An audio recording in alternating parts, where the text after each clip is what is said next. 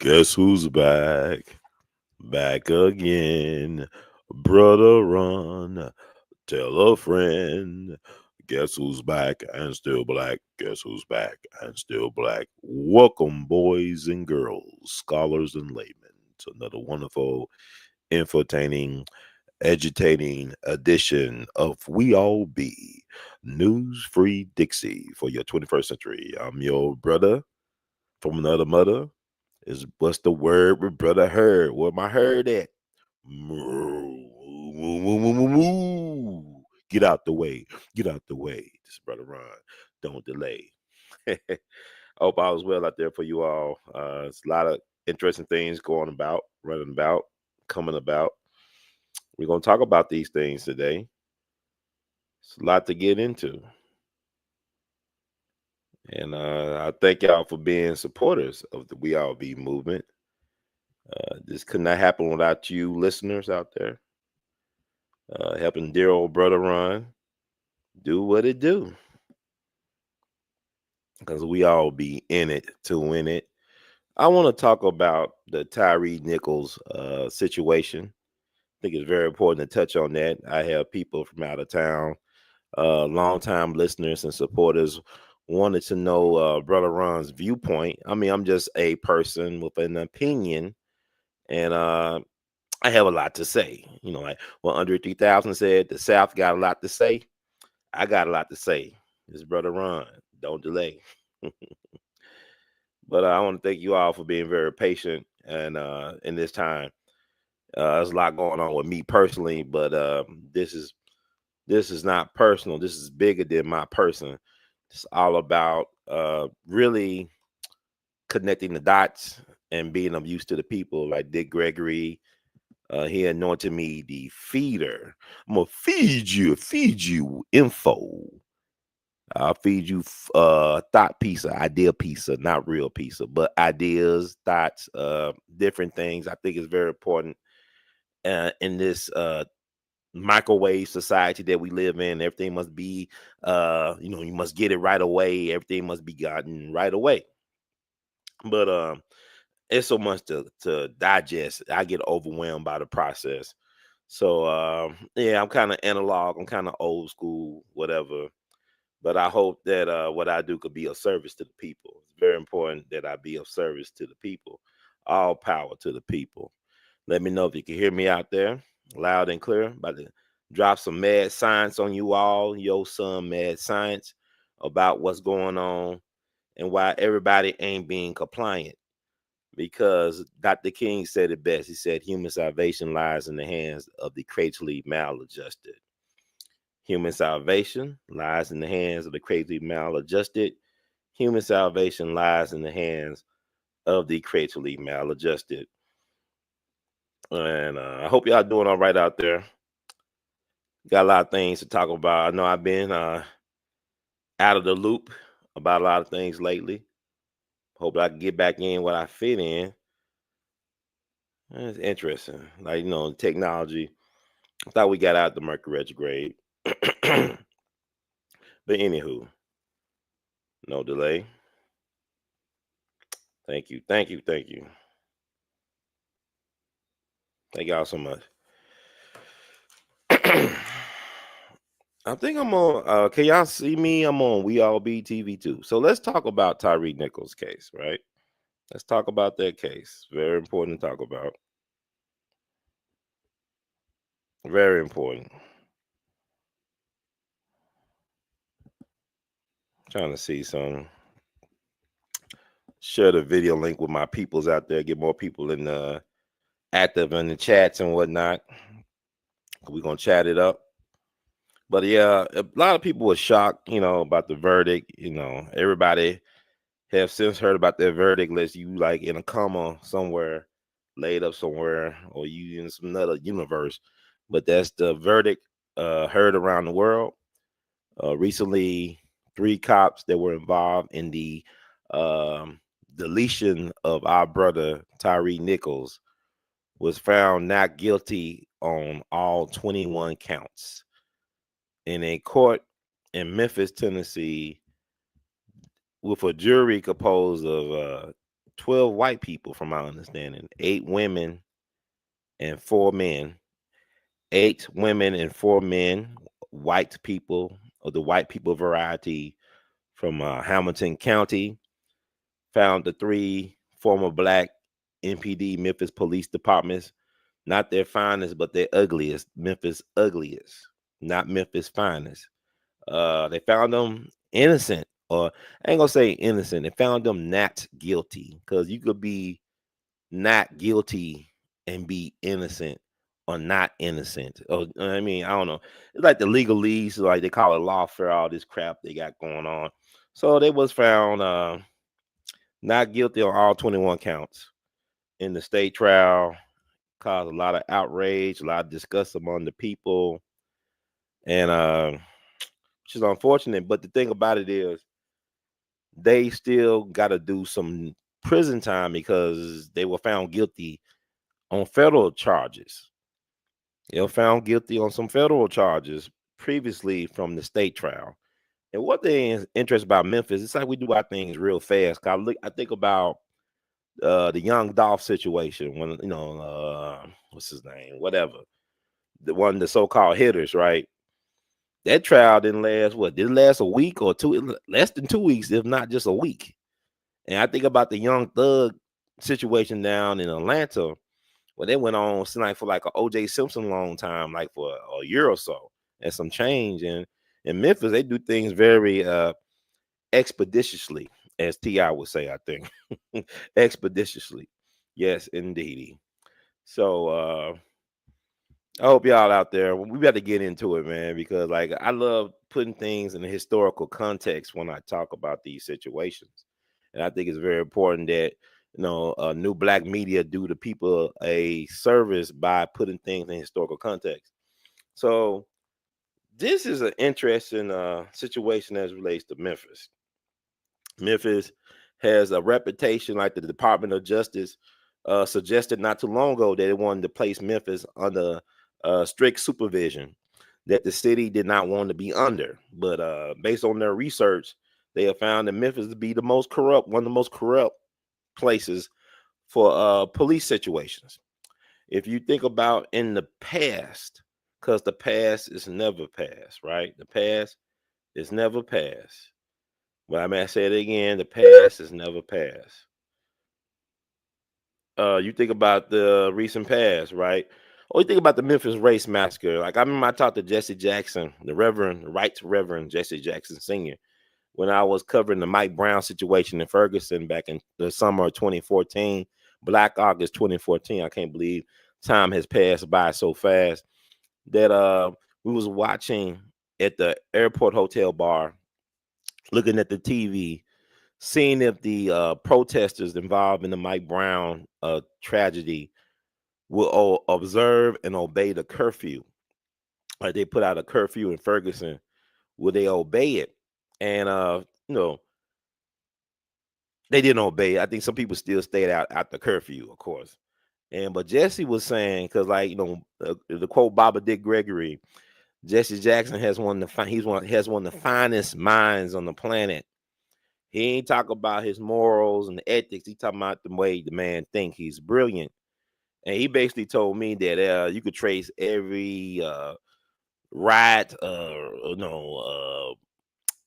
turned up situation as it relates to America to some form of police misconduct. Every so-called riot, like Rodney King, or even a race massacre like Rosewood or Elaine or Tulsa, could be traced to some form. East St. Louis could be traced to some form of police misconduct or behavioral situation. And Ferguson basically was that.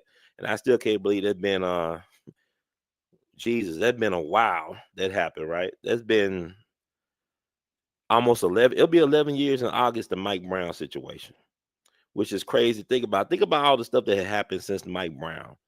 I'm thinking about Eric Gardner. I'm thinking about Alton Sterling, Philando Castile. See, this is not just a Memphis thing.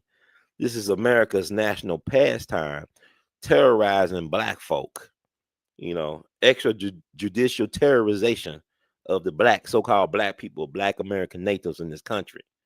So what we got to understand is that things ain't getting better if you are on a hamster wheel, which we found ourselves on.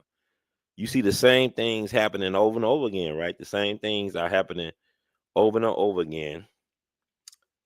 And it's important to notate that why history is very important to research. Like I said, this is nothing new. And in Memphis, it's interesting because 10 years ago this summer will mark the situation with Darius Stewart. It's kind of been forgotten about, except if you are the loved ones, if you the mother and the loved ones of Darius Stewart, you are reminded daily. I believe they are traumatized daily by what you see going on.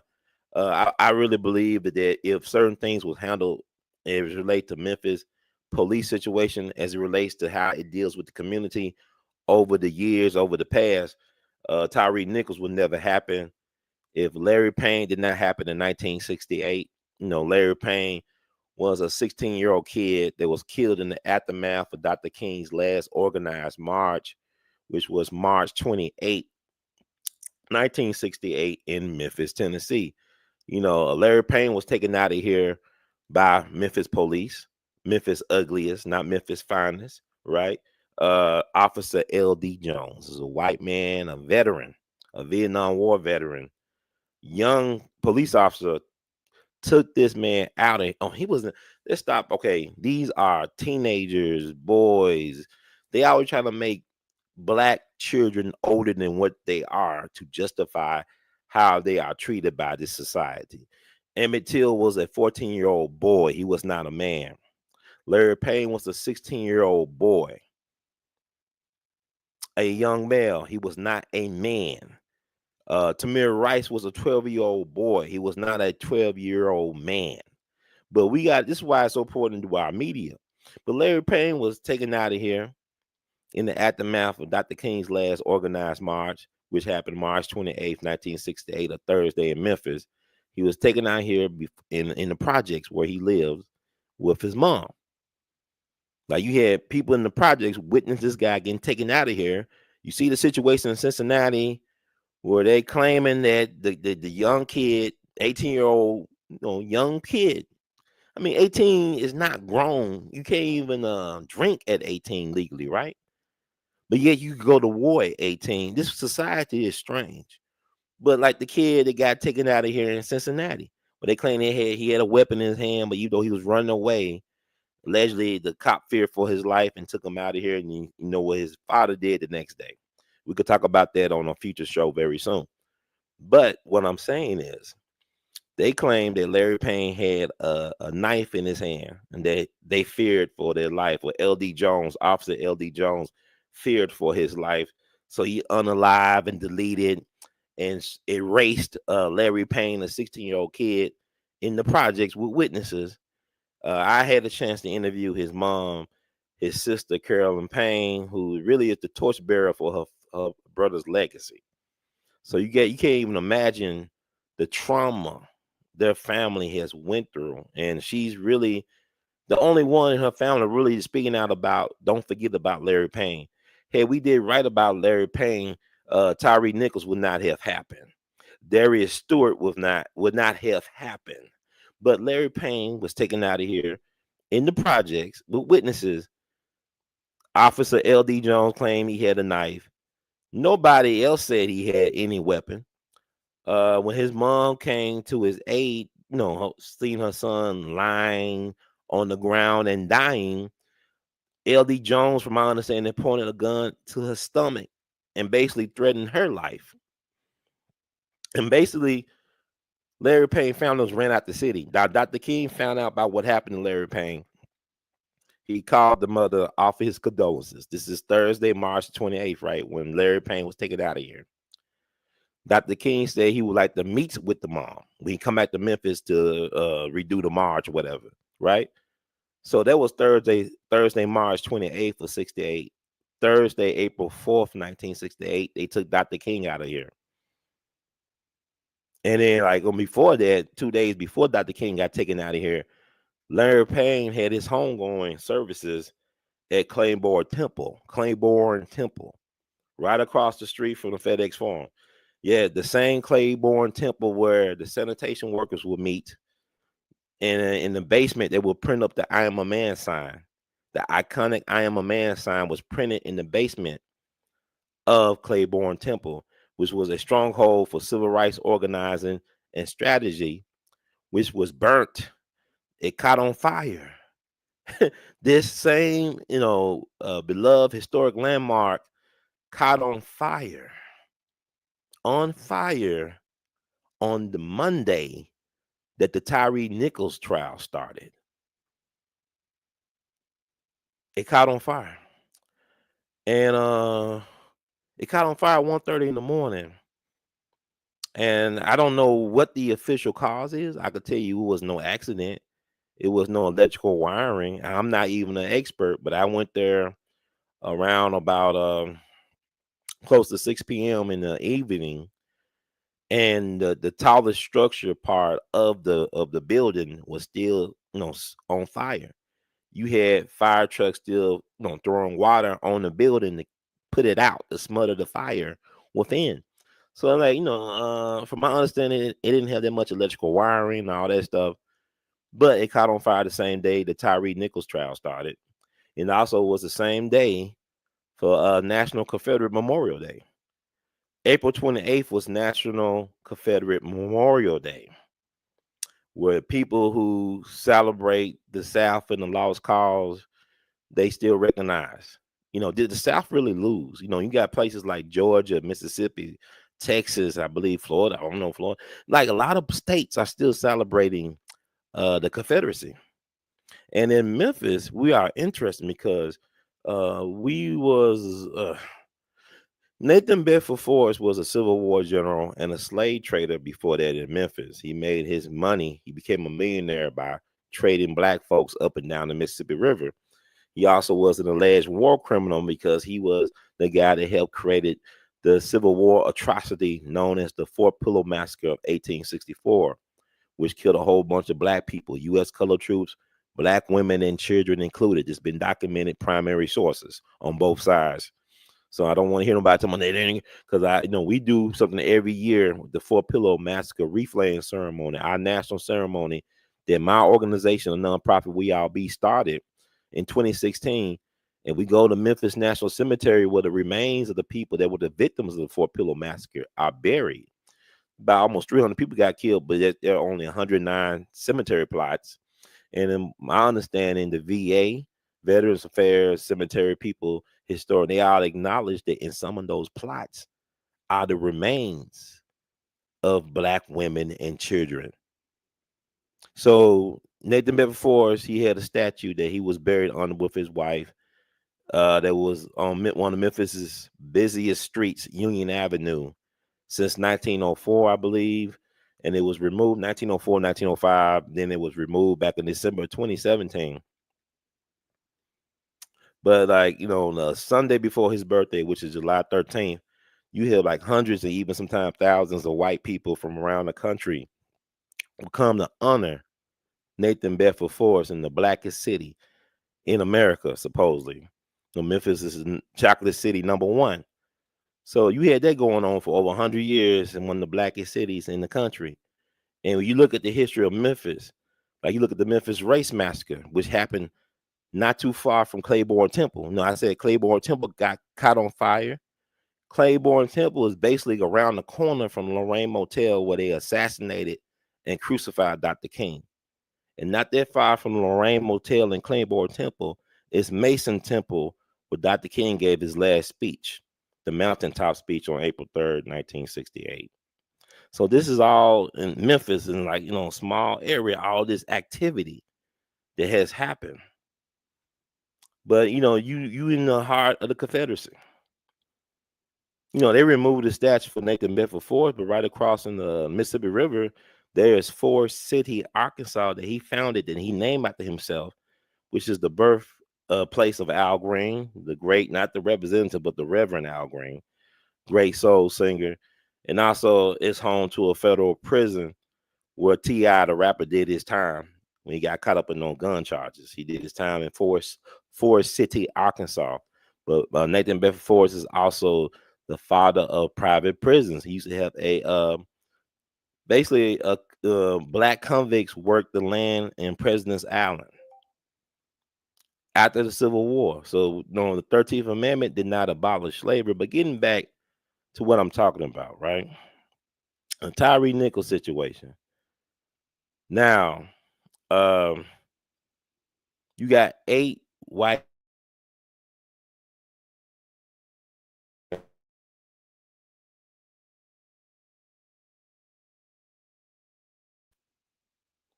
Tennessee, and they saw the same video or footage that we saw, the people saw, and they came to the conclusion that they were not guilty on all 21 counts. These 3 police officers, which was in total 5 police officers. You got one coming up, another trial coming up, one plea deal, whatever. Like I said, they were found guilty on federal charges, but state trial. But they didn't have the confidence that the people of Memphis or Shelby County could be fair in their assessment of the situation, which is interesting. It's very fascinating. And this is what I want to say about that, is that people got to understand the people of Memphis know better. I don't care what your political beliefs are or your religious affiliation. That was wrong what happened to Tyre Nichols. But here's the thing, what they do that is nothing new as well. They blame the victim for getting messed over. They used it. See, Tyre Nichols should not have been on trial. This was about the trial of 3 officers who violated his civil and human rights, but yet they made him the issue. They claimed that he had stuff, stolen property, credit card, debit card, whatever, identity theft allegedly in his car. But I don't think that's why they pulled him over. But they used that to justify him being not here, which is crazy. Even if it's true, any of it is true that he was involved in some petty criminal identity theft stuff, he did not deserve to get his life taken like that. That is ridiculous. That's really ridiculous, But they did the same thing to Emmett Till. They did the same thing to Mike Brown. Because Mike Brown, now we know that Mike Brown had a deal with the people that worked the night shift at the Ferguson market. They gave him cigarillos in exchange for weed that he had. And then he went to collect his cigarillos the next day.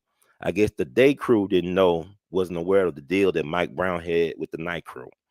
So they showed that video of him allegedly intimidating of one of the people that ran the store and him walking out. So they showed that video to claim that Darren Wilson was acting, doing his duty because he was following up on what he did at the Ferguson market or whatever. In actuality, nobody never made a call to the police pertaining to that so-called incident that was inflated to something that it wasn't. Darren Wilson was known to be a bully towards Mike Brown. And him and his friend was walking in the middle of the street. There was no sidewalks at that time when Mike Brown got deleted by Darren Wilson. So they was walking in the street. He was on his way to his friend's home. They was on their way to, I think it's a guy named Dorian. They was walking, and they was on their way to his place. And then Darren Wilson went out his way to try to intimidate Mike Brown.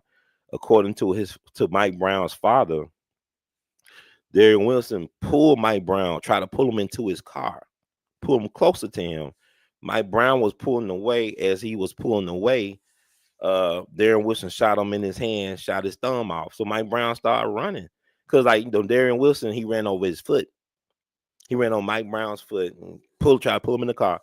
And he started running. And then, what happened? He got shot up and he was out in the hot St. Louis sun for 4.5 hours on the road. Think about how hot it gets in St. Louis or places like that in Memphis. The ants and everything. They ain't really care about what happened to Mike Brown when he was living, nor when he was unalived. So the truth comes out years later, though. But the prosecutor, the McCullough guy, he had a grudge because his father was killed by a black man. Or I mean, unalive, whatever. I can't. He was deleted by a black man, so he must have had a grudge against black males in particular. So there was no charges, forthcoming as relates to Darren Wilson, and he was able to live his life, living his best, worst life, be able to be a police officer somewhere. See, that's another thing I don't like about this thing with the cops, the black cops. I felt like they should have been treated like the white cops would be treated if they were charged with the same thing. I'm talking about the beginning when after the video came out, Police Chief Davis immediately they went to the process of throwing these guys under the bus. Because normally when you hear about white cops getting involved in stuff like this, you got the Fraternal Order of Police, you got the GoFundMe, Law and Order white people getting behind them and raising money, offering support. They get the full treatment. With the black cops, they got thrown to the dogs. And I'm not saying that they shouldn't be treated a certain way, but I respect due process. They should have a chance to have their day in court and be properly represented like the white boys would be. But at the end, they got what they got. Because Team Blue came through with that all white jury of not their peers, which is crazy to me. They were not just like this is like a throwback to the 50s or 40s Jim Crow America. I would be if they had to get like an outside jury outside of Shelby County or Memphis, they should have went to Nashville. Because what people don't understand about Tennessee, see, I'm talking about people don't be on social media, they talking about Memphis. They don't live in no Memphis.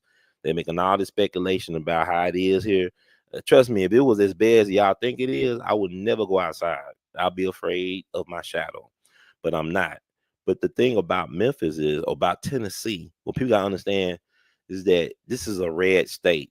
It's a open carry state. We don't need no license to carry a gun here. Nobody, black, white, whatever, purple, green, whatever. You don't need a license to carry. So it ain't no thing to see young folks out here carrying them. Y'all call it Draco, whatever. And I don't really hang in them circles. I don't look for trouble, but trouble can happen anytime, anywhere. But just keep your head on the swivel. But West Tennessee is the blue part of Tennessee, in particular Shelby County, where Memphis is the county seat, is the bluest part of Tennessee. You got Nashville, it's kind of blue, progressive, purple, whatever. But the further east you go out in Tennessee, the bigger the crosses. You know how you be going on the expressway on the highway driving, you see big old white crosses, like Christian crosses, while you driving. So it's like the farther east you go in Tennessee, the bigger the crosses become. And also the bigger the Confederate flags become. The bigger the crosses, the bigger the Confederate flags, the bigger the hypocrisy. That's what I'm trying to let y'all know. Because people don't understand that Memphis, the first Grand Wizard of the Ku Klux Klan, I talk about Nathan Bedford Forrest, he was buried here for over 100 years. He was buried on one of our busiest streets downtown. This is the first Grand Wizard of the Klan, Albert Pike. 33rd degree Freemason, used to live in Memphis back in the 1860s. He is the founder of the Ku Klux Klan. He has a Masonic lodge for himself in Little Rock, Arkansas. He was the Confederate general over Native Americans who owned black people. You had the 5 civilized tribes that own black folks. The Trail of Tears run through Memphis. So what I'm saying, man, I don't know. We still fighting the Civil War, I guess. But it's fascinating when you start to ponder all this stuff. Like I said, let me read something right quick. And this is We All Be TV News Free Dixie for the 21st century. I just want to do some quick thoughts about Tyre Nichols' situation. And the guys are going to prison. Don't get me wrong, but how long they stay in prison? And some people are concerned that Donald Trump would pardon these black gentlemen. I don't know he would, because they got tape of him after he saw the video for himself when it first came out, I think a couple years ago. he was disturbed by the whole thing. And, there's footage of him being asked about what he thought about the Tyre Nichols video, and he thought it was disturbing. So I think he's still a human being, contrary to popular belief. He's still a human being. So people say, "Ron, you just blabbering," but it's my style. I got a style. I'm okay with it, but I'm blabbering, but I'm giving y'all factual information. That's very important to note. That's very important to note. And you gotta understand, people don't like me. I know I got some fans out there. People don't really like me like that. I notice that people treat me a certain way, especially in Memphis. Memphis, in a lot of ways, very anti-intellectual. Like you compare and contrast Memphis with Nashville. Nashville is known as the Athens of the South because of all its, higher education and research institution, renowned research and educational institutions. Memphis is like the redheaded stepchild of Tennessee. Like we are very influential, innovative people, but yet we are not treated as such. And case in point with the Tyre Nichols situation. But what I want to talk about, because like it's a lot of we getting emotional about stuff, and I just want to make the point that let's see, about Tyre Nichols as it relates to the officers. And I'm gonna read this right. This came out May 7, 2025, Fox 13 News here in Memphis. Despite acquittals, former MPD officers likely headed to prison for Tyre Nichols' death. Like I said, despite acquittals, former MPD officers likely headed to prison for Tyre Nichols' death. Right. While Wednesday's verdicts in the state trial are not what most people in Memphis probably expected, all five former officers charged in connection with the beating death of Tyre Nichols will likely soon begin lengthy prison sentences. That includes the men acquitted Wednesday on all charges. All five defendants are due in federal court in June for sentencing, which is next month, y'all. Desmond Mills, was the first to take a plea deal. In November 2023, he made an agreement that resolved both his state and federal charges. He admitted to federal charges of using excessive force and failing to intervene. In exchange, the government will recommend a maximum sentence of 15 years in prison. He testified in both trials against the other officers. Okay. Prosecutors and his fellow defendants have pointed at Emmett Martin as the person most responsible for Nichols' death. Late last summer, just before the federal trial began, he also reached a deal to resolve his cases. He admitted to federal charges of using excessive force and witness tampering.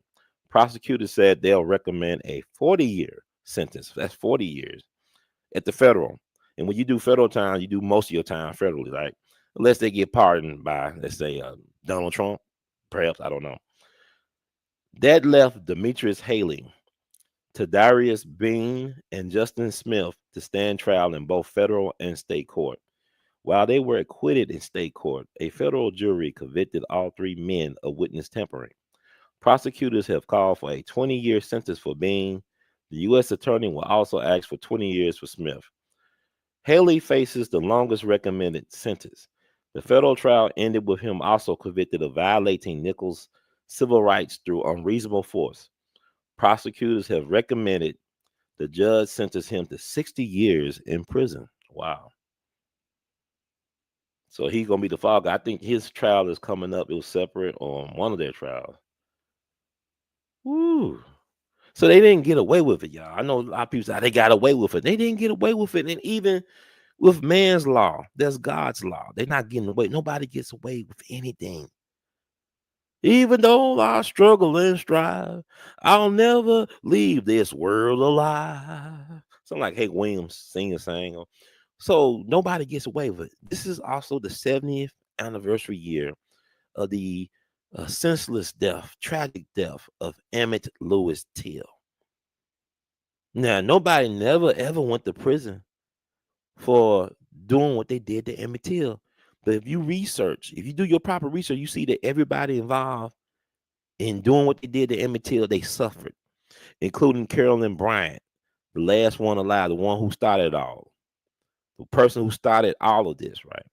She died not too long ago, allegedly. You know, 'cause they could lie about people, transitioning. You know, white folks have been known to hide some of their worst.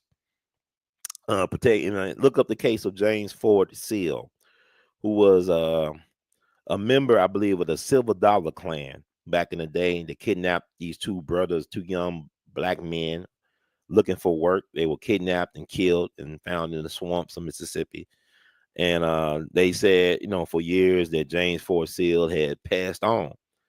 And it was one of the brothers, who was a Vietnam War veteran. He went looking for James Ford Seal along with a camera crew from Canada, I guess with the BBC. And they found James Ford Seal still alive. So white folks been saying for decades, this man done passed on. And he was police. I think he was police too. Because people don't understand, the police have always been Klan. Even before there was a Klan, you had the police. They were the patty wagger, the patty person, the slave patrol, whatever. The slave patrol.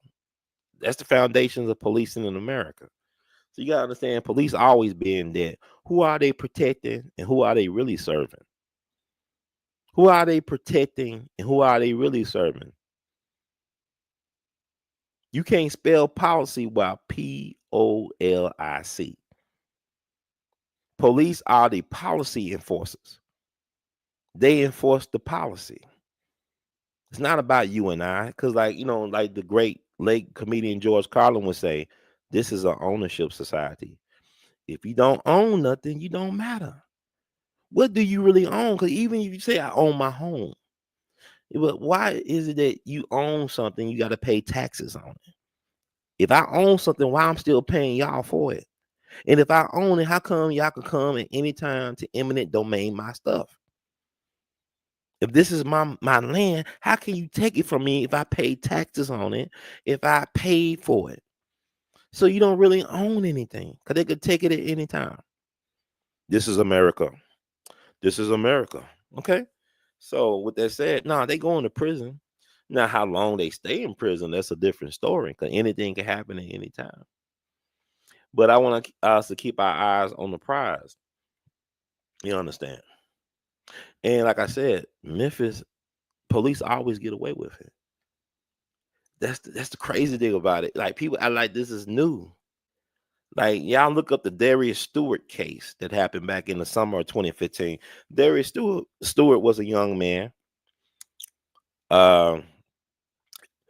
His friend was driving. He got pulled over by a police officer, a white police officer. For some reason, he was focused on Darius Stewart, who was a passenger. He was not the driver of the car, but he was more focused on him trying to figure out his ID, background, all this stuff, which was weird. And I believe the friends, they left Darius with the cop. I think they went to get his mom or somebody to come back to the scene. And next thing you know, Darius is fighting for his life with this cop on a black church property. It's New Direction. Dr. Stacy Spencer, very popular, well-beloved minister, and his large congregation. They had a second church on Winchester. So they had their main church. I think the second church was servicing Hispanic Christians. I'm not mistaken. I don't really know, but it was their property. And you got footage of Darius Stewart rolling on the ground with this white police officer fighting for his life. Next thing you know, the police officer took him out of here on a very controversial situation. And what's interesting was, like I said, the playbook is always to blame the victim no matter what, because you exist, you the problem. So with Darius Stewart, they had like he had a troubled background, like he had a situation with a minor when he was a kid, and they but the thing about it is, Darius worked for FedEx. I believe he was employed by FedEx. FedEx is very strict about doing background checks. So if he had any type of really red flag issue, like they were trying to claim in the media, in the narrative, I don't think FedEx would have hired him. But the thing about it is, regardless of how he ended up and the questionable conduct of the officer, nothing ever came about that situation. Now, the TBI, the Tennessee Bureau of Investigation, did look into the situation, and allegedly it was information in their report, according to some people how they read it, that these people knew each other. Allegedly, I don't know. I'm not sure. I didn't read the report, but you know how the rumor mill gets started. But I know the late Thaddeus Matthews, he talked about the situation on his show back in the day. Now, I'm saying back in the day, that was just 10 years ago. So that never was really solved. His mom was just like Tyre Nichols' mom, very much an advocate for justice, for just us out there, pleading with the just us system to do us right. And she got no justice. It's just us. At the end, we have no allies, like Dr. John Henry Clark would say. So she didn't get what she was looking for. And now you got this situation, Tyre Nichols, that happened almost a little bit under 8 years later. And they're gonna keep on happening, unfortunately, because we don't research our history. But Memphis got a problem. And quite frankly, it's very disappointing. I know Brother Kareem called out, leadership or misleadership or lack of leadership in Memphis at the press conference and rally for justice for Tyre. With he was there with the parents, with stepfather and the mom, a lot of other supporters out there. It started to rain when the mom started speaking, which is interesting. And then it's about an hour long. You find on YouTube. But he called out Paul Young. He called out Police Chief Davis, right? C.J. Davis, the cop from Atlanta, Dirty, from the Dirty, the allegedly Dirty cop from the Dirty South. That C.J. Davis, basically, he was calling for her resignation. And it was interesting when I first saw the video about 2 years ago, the horrible video of Tyre, because they were trying to take off their body cams. The police officers trying to hide on disconnect their body cams, but God is something else, because the police actually had like a aerial view of what was happening to Tyre Nichols, because they had the installation of some other video camera in the area, so I was able to see what was happening to Tyre Nichols, them horrible last moments of him actually being able to be a fully functional human being who was crying out for his mother. Now, the fact that this man was crying for his mom, who lived like 200 feet away. He almost made it to his mom's house, and he was crying for his mom, just like George Floyd was crying for his mom. But when George Floyd was crying for his mom in his last moment, she was already dead. But his mom is very much alive. And my thing, you had 8 women who could not see this man as somebody's son, as somebody's brother, somebody's father. They just, like, you had 8 women. I'm sure some of them had to be mothers, if not grandmothers. And they had no type of empathy for Tyre Nichols crying out for his mom in his last conscious moments. How they really see us? And like the thing about the blue, it's not about, when you team blue, that's all you gotta be. You don't have to, not ain't about you being a white cop or a black cop. It's you on team blue. Because I recall some of my worst treatment has been in the hands of black people in law enforcement. It has not always been white people. I can give you an example here in Memphis. I was driving my mom back home. We was on our way towards Hatch Cross on the side street. We saw a car that zoomed right past us really fast. But yet the sheriff deputy pulled us over. And this was a black woman, black sheriff deputy. She said, "Do you know why I pulled you over?" I said, "No, ma'am. I don't think we was going that fast." She said, "Because I couldn't catch the car in front of you. That's why I pulled you over. So I'm gonna give you the ticket for the car that should have got the ticket." I kid you not, my mom was about to explode, about to do some Sandra Bland. I said, "Mama, calm down. We got to survive the encounter." Because I as a black man, I said, "I can't look." I said, "Mama, calm down." So Dr. Heard to calm it down. We handled it in court, and I think I was out of town, so I didn't even have my chance to have my say in court. I'm sure they probably would have threw it out. But the fact that she would boldly tell me that, a black woman sheriff deputy in Shelby County, Tennessee. Now you got to realize 201 Poplar, the sheriff is a black sheriff, Sheriff Bonner. He runs that, but he's not really running it. 201 Poplar is one of the worst jail centers in the country, if not the worst jail center. They got the same problems as Rikers up in New York, but it's a smaller facility. But there's all type of strange things going on in 201 Poplar, like all type of strange deaths and stuff like that that they cover up, they don't talk about, which is problematic to me.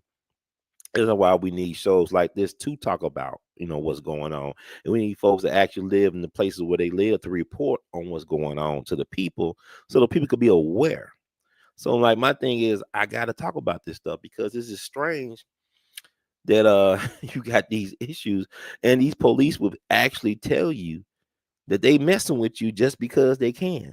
Because what people don't understand is a lot of times the people that go in law enforcement, not all the people now, but some of the people that go in law enforcement, a lot of them are either bullies or have been bullied. So you got people that are bullies or have been bullied that abuse their power when it comes to law enforcement. So you got people that are unhinged and they like to, it's just sadistic people, all types of interest people in law enforcement. Not everybody, but enough of them, okay? Because the fact that Memphis, you never see a cop go to prison for anything as relates to how they treat people, in particular black folks in this city, in this county. Now, what I want to talk about as it relates to Tyre Nichols. No, I want to say this. Mayor Young needs to let Police Chief Davis go. It should have happened before he got sworn in as mayor. He should have let her go before he got sworn in. Because, like, every time I see Police Chief Davis, right? Police Chief Davis, very interesting woman. She's very media savvy. She comes off well. She looks very good in her uniform with her stripes and all that, you know. And she's very articulate, so she know how to do the media thing. But she's really Dr. Frankenstein. She's Dr. Frankenstein. People like, you ever look at the movie Frankenstein, right? People would think that the monster was Frankenstein. But no, Dr. Frankenstein was the monster because Dr. Frankenstein created Frankenstein. So the real monster is the person who creates the monster. The monster is just what it is. Police Chief Davis she created the Scorpion unit, right? She put their batteries in them gorillas' backs. She put the batteries in their backs to do what they did. She created the unit. She should be responsible for creating that unit, for creating that environment, for encouraging that type of behavior. Because trust and believe, I have no problem believing that these guys probably did what they did to Tyre Nichols on a regular basis to people. I'm sure they have done things to terrorize, intimidate. I know people myself personally who, when they pull over by the police, they get into altercations with the police or police attacks them and they got to drive away for their lives. I'm surprised they're still around. They're telling me about, police pulled me over, run. I had to run, man. I had to drive away because they were attacking me. So imagine this so-called elite unit of goons going around pulling people out their cars, attacking them. And I think the defense lawyer said, well, no, why should they be charged with murder if they doing procedure? If they going by the procedure, what they supposed to do? Imagine now, C.J. Davis trained them. See, they selected these people for these jobs. So it's like, why she's not being punished? Not only did she not get punished, she got a raise, right? Paul Young said, I'm gonna keep on, or I'm gonna keep her on, look for other people. It's too much of a time to look for other police chiefs at the moment. But if I was the mayor, before I even got sworn in, she would have got fired, be sent back to Atlanta where she belongs. She don't belong in Memphis because she created an environment that led to the tragic situation that happened on January the 7th, 2023, I believe. But it's truly tragic. And what was disturbing to me on top of that is what the response from the mayor of Memphis and the police chief in the aftermath of the verdict of not guilty on 21 counts. Uh, It's like they were reading off a teleprompter. They just couldn't read the room, but they had to read off a teleprompter. They couldn't speak from the heart about this unfortunate situation. I'm gonna tell you this: if Police Chief Davis does not resign or is not fired, Paul Young is in trouble. He's in trouble because he did not win the people's election. He was sent there by the white folks that run the city. They gave him $1 million to become mayor. He did not win the majority of the vote. I don't think he won 30%. He could have won 30%, maybe 27%, but he did not win a majority of the vote. The vote was actually split because you had Sheriff Bonner, the first black sheriff of Shelby County. He was running for mayor. You had Van Turner, long time, activist, whatever he does. And you also had the former Mayor Harrington, who was running. So the vote was very much split, but Paul Young was the guy that really was not that well known. He was hand selected by the previous mayor, Jim Strickland. He was king made by him. He put him over the housing development, urban housing, whatever. Then he ended up going to be over the downtown commission. Another, nice, sweet, a job, lucrative for him, high visibility profile, whatever. But still, that wasn't enough for him in terms of name recognition. So what he did was he allegedly took $1 million from the white power brokers of the city who run Memphis and Shelby County. They gave him $1 million. And I remember $1 million for his campaign. And I remember talking to Paul. I personally talked to Paul back in March of 2023 when he was running for mayor at Lamont Owen. And I was picking his brain, like I asked him about, his thoughts about, crime, infrastructure, education, how to improve mass transportation, how to make it viable for young creatives and professionals to stay in Memphis instead of to continue the brain drain of all our great talent, young talent going to other places for opportunities and prosperity. So, you could tell that he has a love for Memphis. I think he's a decent guy, but as a politician, as a leader, I don't see it. And I told Paul, I said, Paul, it's like you cool guy, but you took too much money from them people. So you got to do their bidding. You can't tell them no.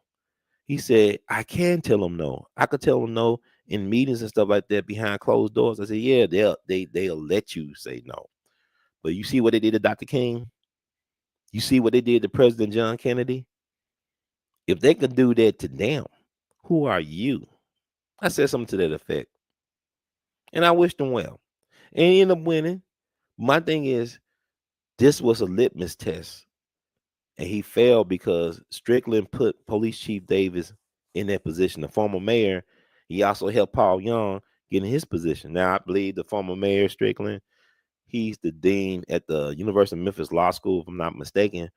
But I feel like he's still calling the shots through Paul Young, that Paul Young is a puppet for those people that really run the city and control the politics and the resources of the city. And Paul Young has proven himself not to be effective as a leader because he keep this woman around. And every time I see Police Chief Davis, it's a reminder of what her cops did to Tyre Nichols. It's also a reminder of what her cops did to Katherine Johnson, a 92-year-old black woman, down in Atlanta. It's back, I believe, in 2008, maybe the fall of 2008, where she had the Red Dog Unit. She created a unit in Atlanta called the Red Dog Unit that operate in the same way, so to speak, as the Scorpion Unit. Bunch of plain clothes, megalomaniac, whatever, egomaniac, psychotic, sociopathic, whatever you want to call them, out of control cops. And this is what they did to this black woman. They did a no-knock warrant at night.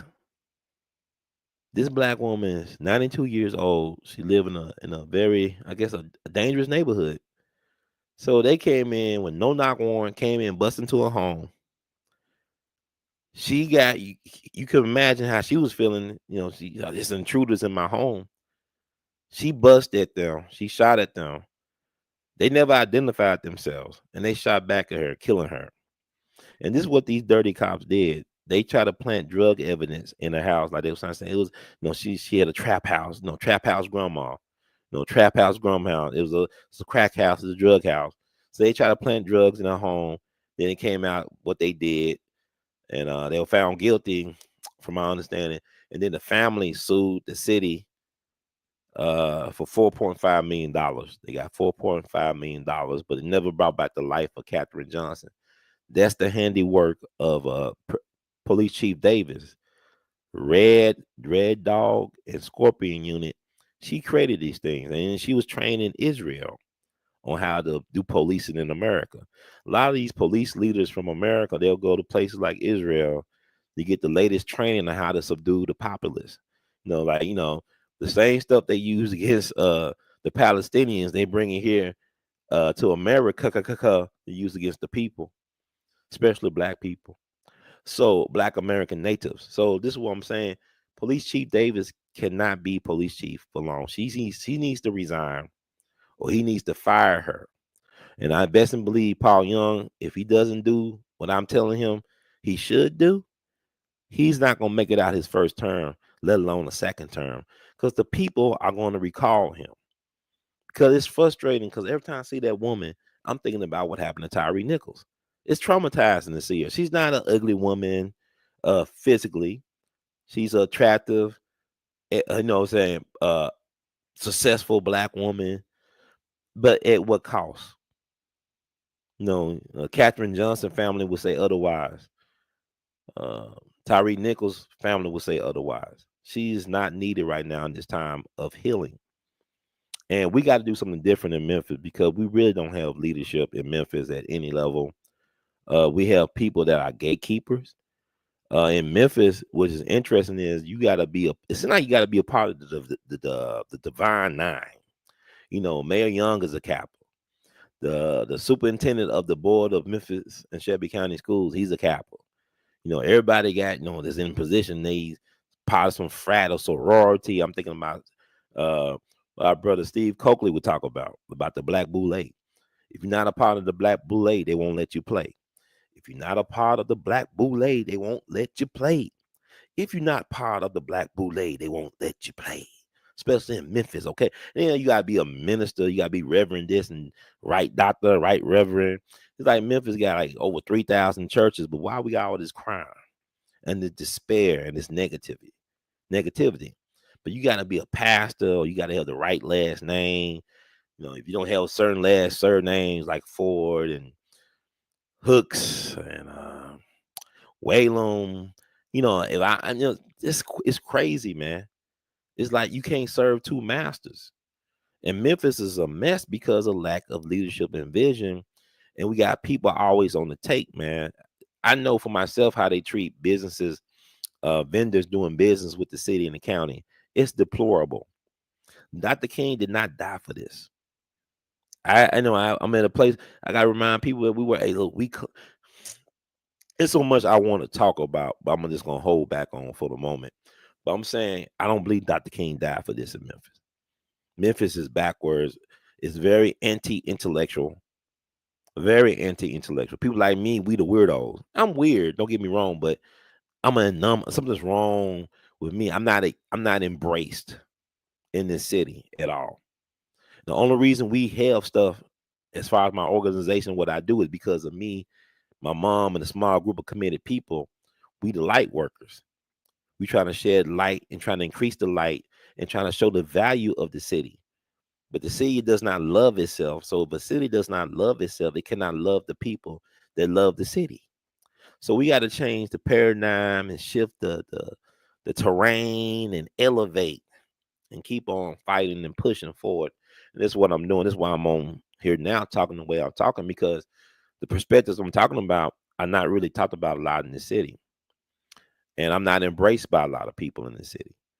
And people got to understand that a lot of times our greatest people, we are considered the pariahs. Them people don't show us love. The truth tellers get hated on. You get marginalized. They try to make you invisible. They try to blackball you. But make my black ball swing low. My black balls gonna be swinging all over the place.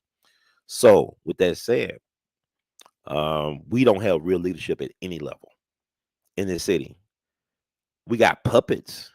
We got we got placeholders, but we don't got no real city leadership or visionaries. And I mean people that are willing to put it on the line for the people. I mean people that got integrity integrity and character and discipline. We don't have that. We don't have that right now. Memphis is a distribution hub of the country. Ain't no reason why we have all these potholes in our streets. You mean to tell me I'm on Lamar, all these potholes, I'm navigating potholes and stuff like that.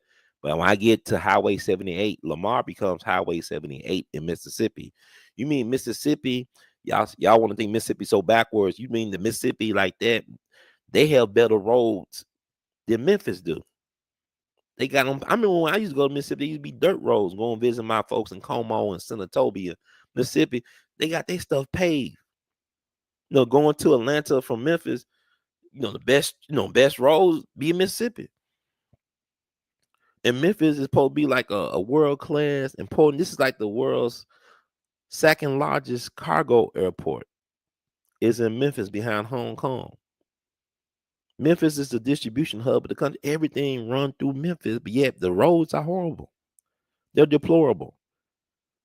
Like infrastructure needs to be upgraded. We got Elon Musk here, and I don't believe he's a problem, but I don't like the fact that the way they did it, like they made backroom deals, did not let the people see what was going on as far as transparency.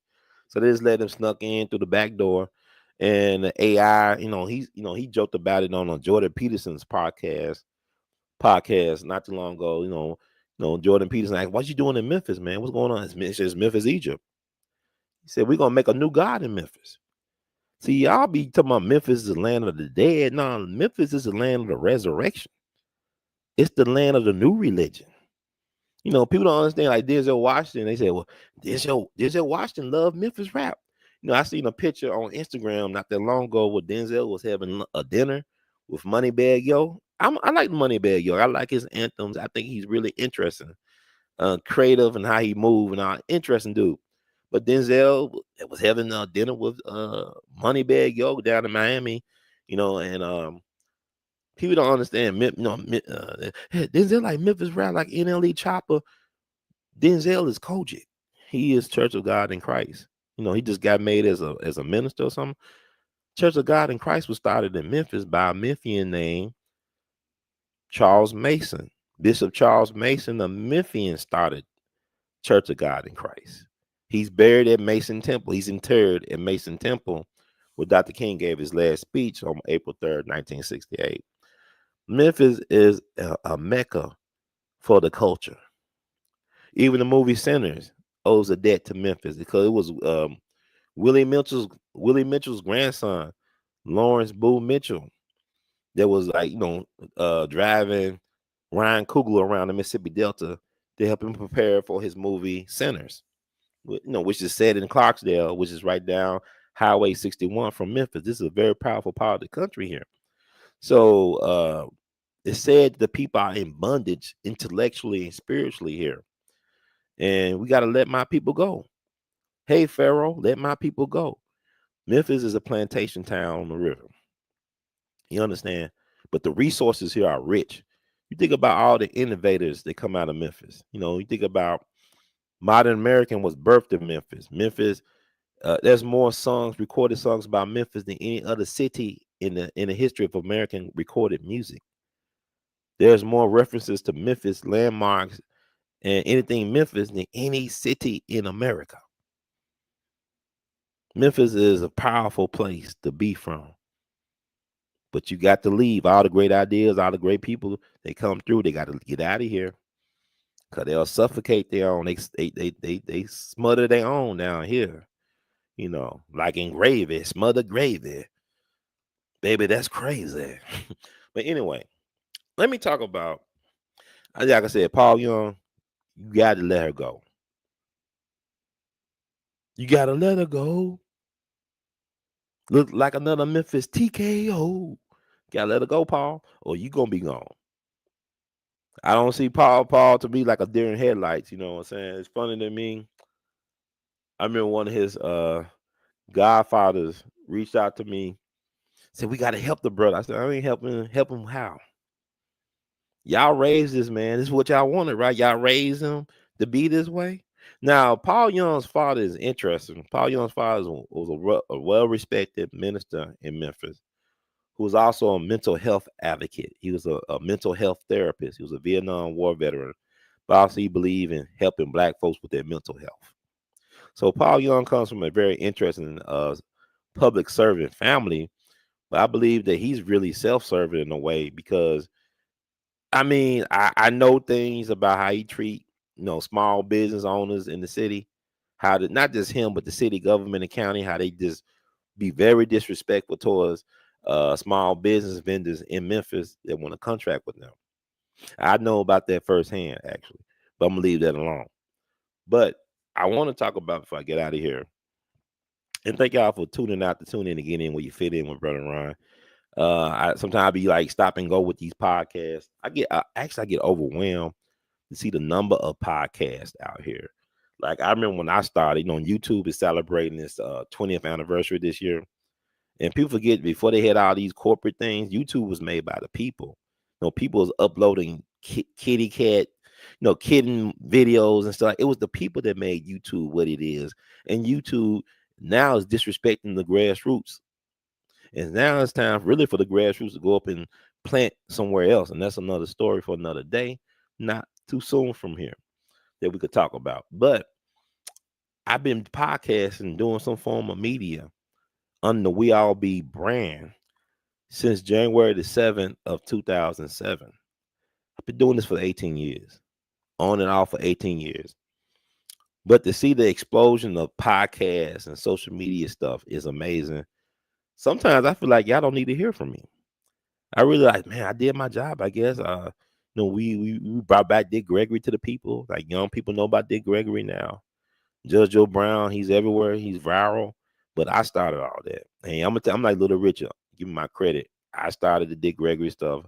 I started Judge Joe Brown. Everybody tell me they did this and that.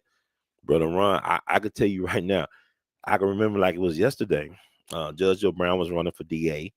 This is the same year that his show was not renewed. The Judge Joe Brown TV show did not get picked up. His contract was not renewed.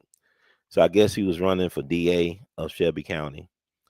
And I went to one of his fundraising events at Ernestine and Hazel's. Some of the best burgers in the country. It's a haunted place. They got great live music. What I love about living in Memphis and the Mississippi Delta, you're not that far from finding live music, like great live music from local musicians. It's real. It's a Mississippi Delta is a blessed place. And so we started talking outside the venue, and I said, "Man, I want to interview you. I want to interview you." And I was doing Judge Joe Brown before he got on the video. You was doing like calling him up on the phone, whatever, meeting at the public library to do interviews. So, oh, okay, young man, I'll talk to my so and so, talk to my publicist. We could hook it up. So I started interviewing Judge Joe Brown like that. See, the May or June of 2014, and it just started taking off. And I started interviewing him. And then what I would do, I would share, Judge Joe Brown contact information with people who would inquire. I would ask his permission. Same thing with Dick Gregory. I would share his information with people. So people start blowing up and they start doing what they doing. They getting money and all this stuff. And like, YouTube, in the meanwhile, they trying to demonetize and undermine my first channel, my ability to make a living off what I do. So but it's either here or there. But my thing is this is just like it's amazing to see how I was actually a pioneer in trying to get black a perspective news out here. And now it's just like everybody's doing it. It's a beautiful thing. And for me, like I feel like I'm an analog dude. I feel like I'm more of like a generation X than I am a millennial. I was born in 1980, so some people call it the Oregon Trail generation. Like Oregon Trail game that you used to play in school. Y'all remember the Oregon Trail? The Oregon Trail? Yes, I do. The Oregon Trail. I said like the Oregon. Oh, Oregon Trail. Yeah. Anyway, I want to bring up this. I'll bring up this, and then I'm gonna close it out. I forget how time could get away. Mm. Let's see. Image file. Okay, they got a new setup. I've been gone so long.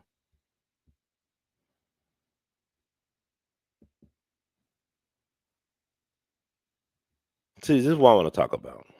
I'm gonna close it out with this. I gave a lot some meat on the bone. I left a lot of meat on the bone.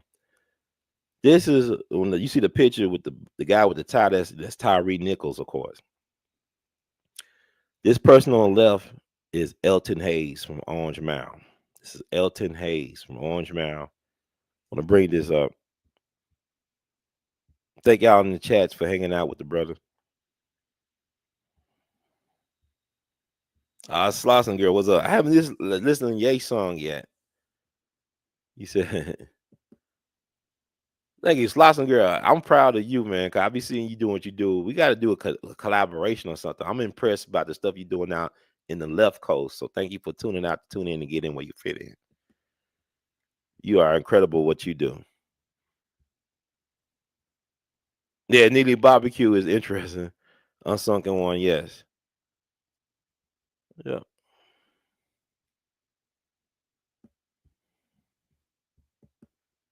So there's so much happening right now, and our people are being put to sleep with Met Gala, NBA. Dr. Kings and Mega Evers will have a fit. You know what? Mega Evers' centennial year is this year of 2025. He would have been 100 years old had he lived to July the 2nd, 2025. And really, it's the year of the black man. This is the year of judgment. And yeah, like we live in bread and circuses. I agree. It's really upsetting because, like, it's interesting. Like, even with the Tyre Nichols thing, when I go to work, sometimes I hear black men more animated and passionate about, the NBA playoffs. And I don't even look at the NBA playoffs. What I do is I don't even look at a lot of sports. All I do is I go on Yahoo or online to look at the scores and the highlights or YouTube, and then I just take it with me to work the next day to be able to fit in and figure people out. So people are more passionate about game sevens in the NBA than about their lives. And I tell people all the time, your life every day is a game seven. Every day is a game of elimination in the game of life. You better learn how to play and play it well, or you won't make it back home. So this is serious what you're saying. But like Caesar said, Julius Caesar, give them bread and circuses, they won't complain. You don't have to explain.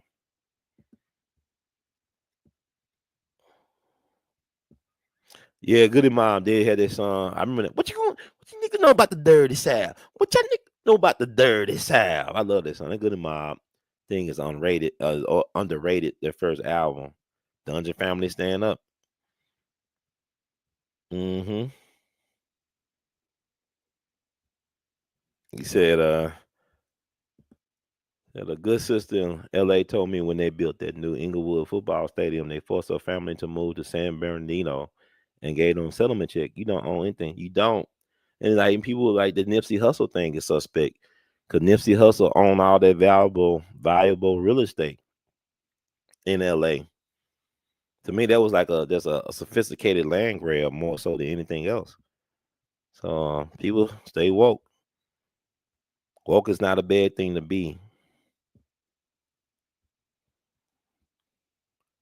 Yeah, Slauson girl, good people, man. She gave me this. She's been listening to you since college. You better than the history professor. I appreciate it. They don't want me in the schools though. Trust and believe. I got stories about that too.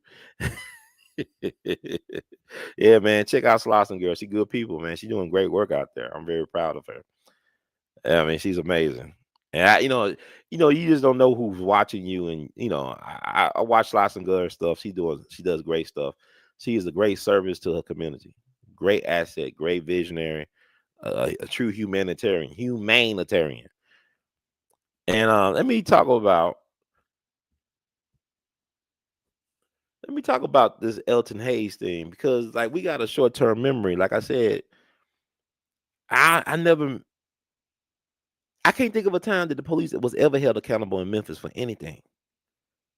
And it's like the Tyre Nichols thing. I think when has they ever faced real justice? And I think Tyre Nichols' situation is close to anything because these guys got to do some time in the pen. They're gonna have to do some fed time. So I think that really why the city didn't burn on Wednesday, because even though the state failed us, the feds really didn't come through, but they came through because they got to do some jail time. But I didn't like how they were getting treated, the black cops getting decertified. Like they threw them on the bus. Like C.J. Davis, the chief, threw them under the bus. She decertified them. Darren Wilson, who knocked off Mike Brown, he didn't get no decertification. He was able to get another law enforcement job. You look at Tamir Rice's situation in Cleveland, that cop was able to get another job. He wasn't decertified. He was not made, but they always, the black cops. But I said some of the worst encounters in law enforcement for me has been with black police, black law enforcement. Not all of them, but enough to make me question. It's not about the color of skin. It's who you. It's a gang. Everything America is built on gangs. Democrats, Republicans, Divine Nine. Everybody's a gang. Gang. Everybody's in a gang. But Elton Hayes is an interesting case. This was crazy, right? With the Elton Hayes thing. This happened October 15th of 1971 in Memphis. Now, it wasn't Memphis at the time. It's Memphis now. In a place called Capeville. That's part of Memphis. That's Whitehaven area, the Shelby Drive, or whatever. 901 Look Alive. It wasn't Memphis back in 71. But Elton Hayes and his partners was going for a joyride, from my understanding, in his friend's father car without his friend's father permission. His friend, Mr. Barnes, did not have a driver's license, so they was going around driving, and they caught the eye of law enforcement. A high-speed chase ensued with 3 black teenagers in the car. I think, yes, I guess the oldest would have been Elton at 17. I think the youngest would have been 14. And it was on a high-speed chase for 5 miles. And what was crazy is like 40 law enforcement officials got involved in the high-speed chase. Because what happened is Barnes ended up hitting the brakes and he slid into a ditch. And them cops were mad as hell. So I got 40 police officers tracking down 3 black boys, 3 black teenagers in the wee hours of the morning of October 15th, 1971. And they was in for a beating for their lives. And cost the life of Elton Hayes. And Elton Hayes, oh my God, this man got hit 9 times in the head. 6 times caused brain damage easily. If he had lived, he would have been like this horribly brain damage. 4 of the hits on his head caused his skull to crack. So he had 9 hits to the head. 6 caused serious brain injury. 4 caused his skull to crack, caused skull fractures. And the cops, they so dirty. You had a black cop. It was a sheriff deputy. He was Lieutenant Theodore Wilkes, Shelby County Sheriff Deputy, Lieutenant Wilkes. They ended up putting the boy in one of their cars, taking him to John Gaston Hospital. And they told the people at the hospital he was in a car accident. Yeah, it was a car accident, and the truck was not messed up. It was not in an accident. The truck just slid into a ditch. It did not get into no car accident. But even the people at the hospital said this is not consistent with what we see in a car accident. This is more like this guy was beaten to death. This man was beaten to death. They had to drill holes in the head to decrease the swelling. That's how bad they beat him. They beat him beyond recognition in a lot of ways, because when even they had an open casket funeral, his family could not even recognize him. His face was so swollen. But they're like Tyre Nichols. They kind of look like they could be kin, which is interesting. But Tyre was a 29-year-old black man, and this is a 17-year-old black boy. And this happened back in October 15th of 1971. So I want to read a little bit about the case. The case is kind of similar to what happened with Tyre Nichols, but with Tyre Nichols, these guys going to do some prison time, where you had 8 law enforcement officials tried in the tragic case of Elton Hayes. Nobody did jail time, prison time, or anything. It was one black cop, and he was a sheriff deputy. But let me do a quick read about this, because it's important. See, we have responsibility as people that call ourselves the new black media. We got to give the people historical analysis and context too about these things. So these things don't happen in a vacuum. These are very much a part of our continuum. It's like what William Faulkner would say: the past is never past. So we got to talk about Elton Hayes. We got to talk about Larry Payne. We got to talk about Darius Stewart, who was taken out by a cop in Memphis 10 years ago this summer. This stuff is not happening. Oh, like, no, it's sad. I don't know how Darius Stewart mom feeling right now. Everybody's talking about what happened to Tyre Nichols, but they forgot about her son. Uh, I talked to Carolyn Payne, the sister of Larry Payne, who got killed by that cop back in '68 after Dr. King's last march. She carried that hurt. I remember I interviewed her mom. I ain't never forget. This is about maybe 2010, 2011, somewhere around there. And her mom was ran out the city of Memphis for trying to get justice for her son. Police officers intimidated her family and forced them to leave Memphis. And she ended up settling in Flint, Michigan, of all places. She was in Flint, Michigan when she passed on several years ago. And I remember talking to her. You can still hear that trauma in her voice. She would break out in tears every now and then as we was talking, recalling the day that they took her son away from her. She was looking at soap opera, and people told her your son been shot by the cops. She came up there to try to embrace her son. The same cop who allegedly, deleted her son, said put a gun to her stomach, said, "I'll blow you away." You can imagine what he said. She told me what he said, but you can imagine what he said. And they said this boy had a knife on him, and they never found the knife, but they said somebody said they threw the knife in the Mississippi River or something like that. But the family got ran out. And to this day, this family is traumatized. Like the city don't want to even remember what happened to Larry Payne. There is no memorial. Even the National Civil Rights Museum has done them a disservice by not talking about that story, the Larry Payne story. This is before Mike Brown and George Floyd and all them, right? And this stuff is happening in Memphis. And nobody talks about how corrupt. There's a reason why the Department of Justice wanted Memphis to be under supervision. Because people talking about, well, it's a chocolate city and you got black people. I said, we to be the worst offenders. Look at Africa. Look at what that brother is going through over there in Burkina Faso. Let's pray for brother Abraham. He's doing that God work that was started by Thomas Sankara. And look what they did to Thomas Sankara. They try to do the same thing to Abraham. We got to pray for that brother, pray for our people everywhere. But this is continuum. But let me talk about Elton Hayes, and I'll let y'all go. But I just want to get my part because, I'm gonna do a Sinners review that nobody's done.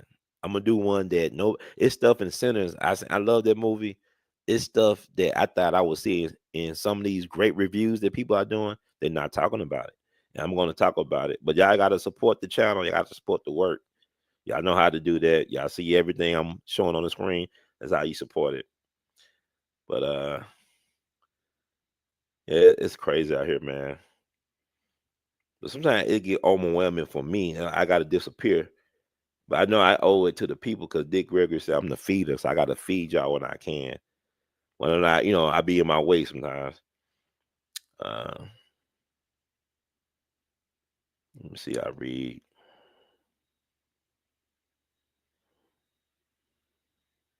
I'm gonna read something from a great blog. It's called Smart City Memphis. They wrote a 4-part article on the 50th anniversary of the basically systemic lynching of Elton Hayes. Man was beat. He was not even recognizable. Emmett Till, that brother. But anyway, read a little bit from Smart City Memphis.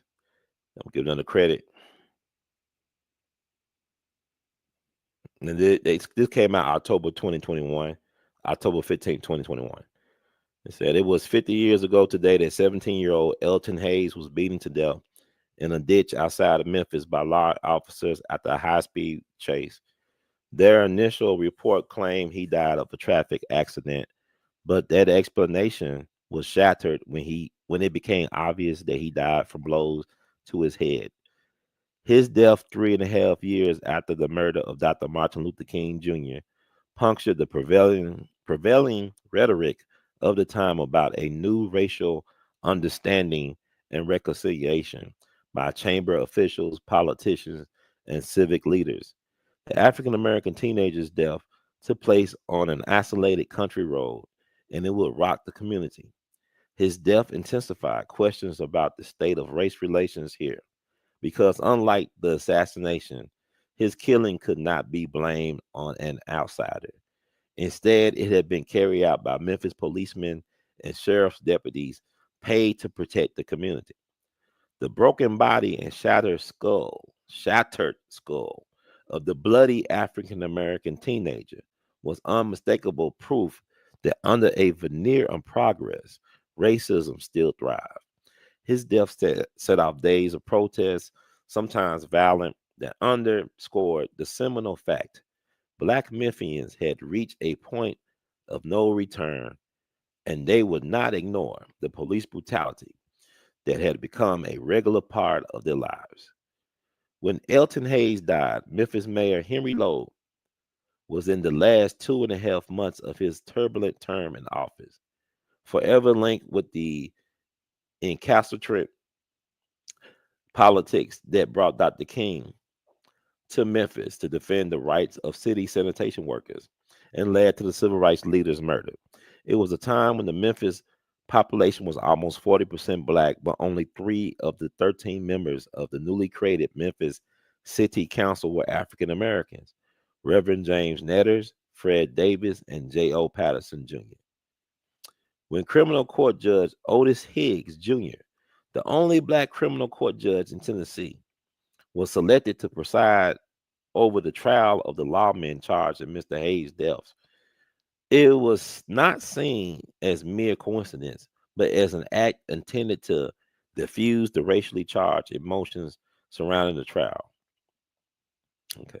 Elton Hayes' life was taken from him in the early hours of October 15, 1971.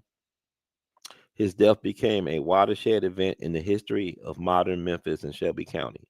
It is often overlooked today, although it is a case study of how the system, even when it appears to be aimed at justice, may be orchestrated to deny justice. The bitter seeds of discontent that followed the verdict by the all-white jury provoked a blunt and volatile debate about how to create a just community. It's a discussion that continues today, so many decades later. I said Elton Hayes now would have been 67 years old in 2021.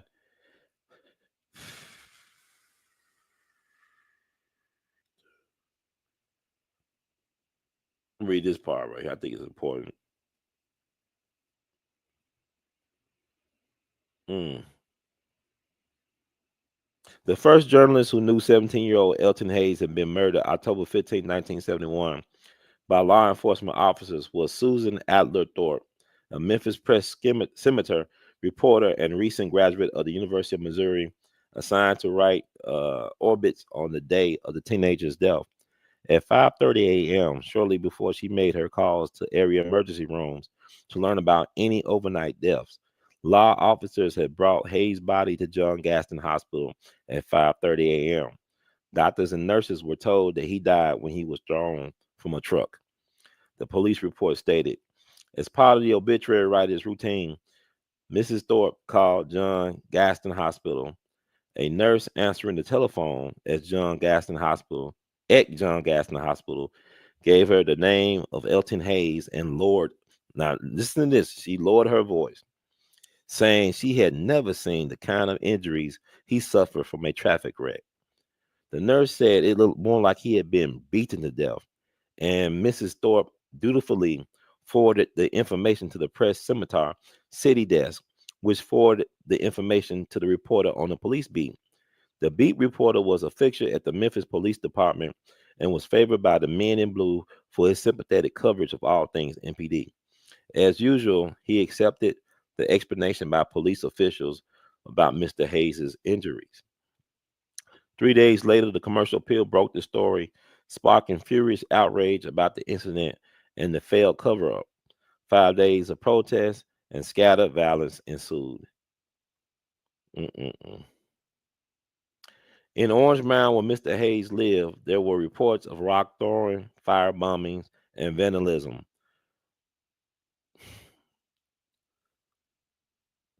Let's see. Okay. Post Group News reported Memphis was pushed to the edge of riots with unrest seeding in every segment of the African American community. In Orange Mound, where Hayes lived, there were reports of rock throwing, fire bombings, vandalism. Students left schools in large numbers and congregated on Park Avenue to vent their frustrations and grief. After several reports of students throwing rocks and bottles at passing cars, police cut off traffic between Pendleton and Hanley in order in helicopters. Mayor Henry Lowe declared a citywide curfew from 7 p.m. to 5 a.m. Mm-mm-mm.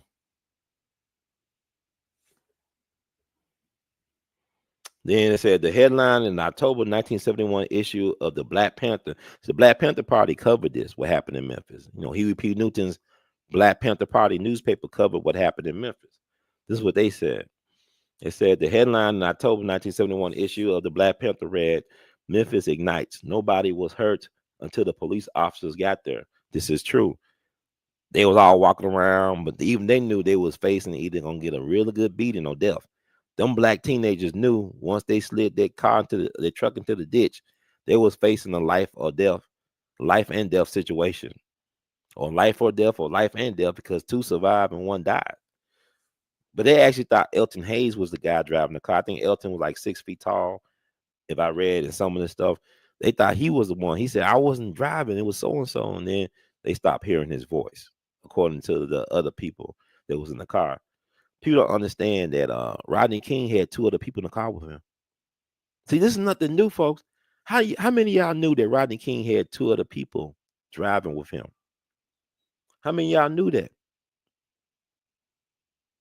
They always talk about Rodney King getting beat down. They never talk about the two guys that was in the car with him. And I think I think they ended up going on one of these talk shows like Sally Jesse Raphael. I could probably find this online. But one of them ended up, I believe, if not both, I think one of them ended up dying in a freak car accident a little bit after the Rodney King thing. Like, I think his car got wrapped around a telephone pole out in L.A. somewhere, out in Cali. Slauson Girl, you probably know about that. But there was two other people in the car with Rodney King. Why did they attack him and not attack the two other people? It's like with Elton Hayes. He wasn't even driving the car, but the cops took all their anger. Man, it's 40 white cops. You got one black sheriff deputy. He like an Uncle Steven. It's like he's an Uncle Steven to me from Django. He's not an Uncle Tom, because was he an Uncle Tom, them boys would be alive. All of them would have survived, because Uncle Tom really was a credit to the race. Look up the real meaning of what an Uncle Tom is. Look at the hero Uncle Tom in Uncle Tom's Cabin. It was a real life Uncle Tom that helped black folks escape from slavery to Canada. They settled in Canada. So we got to start letting them tell us who our heroes are and what our history really say. We got to start doing that research and putting out the narrative on that. So yeah, this guy was definitely an Uncle Stephen. It sounded like allegedly this Lieutenant Wilkes, Theodore Wilkes. No, he was not helping them boys. But this is what he did say at the scene. He told them that this was not no car accident. He said, I'm not going to say this was a car accident. He did say allegedly that he was not going to go along with the good old boys and say this was a car accident, because them boys were not injured until they got beat up by the police, and one got beaten to death. So he did say, I'm not going to let, and then he helped, allegedly helped. This is crazy. He allegedly helped Elton Hayes into the car, and he drove him to the hospital. But they told the hospital that he was thrown from a truck. They meaning law enforcement, so-called protect and serve. They said that, but God is God. Then the truth came out. The truth came out. See, this what y'all don't understand. Y'all keep on thinking that they can take our history away from us. They could take artifacts out the Black History Museum in DC. They could do, you can't. Even they try to change stuff, the truth always pop out. Like truth crushed to the ground rises again. And like Harry Truman, the president, said, he said the only thing new is the history that you don't know. So I don't see too many people, talking heads in Memphis and places, talking about Elton Hayes as it relates to Tyre Nichols. Had they did something about Elton Hayes, this Tyre Nichols thing quite possibly would not have happened. If they had did something about Larry Payne, this Elton Hayes thing would not have possibly happened. So we got to start thinking about what is going on here, people. Like people said, if we don't learn from the past, we doomed to repeat it.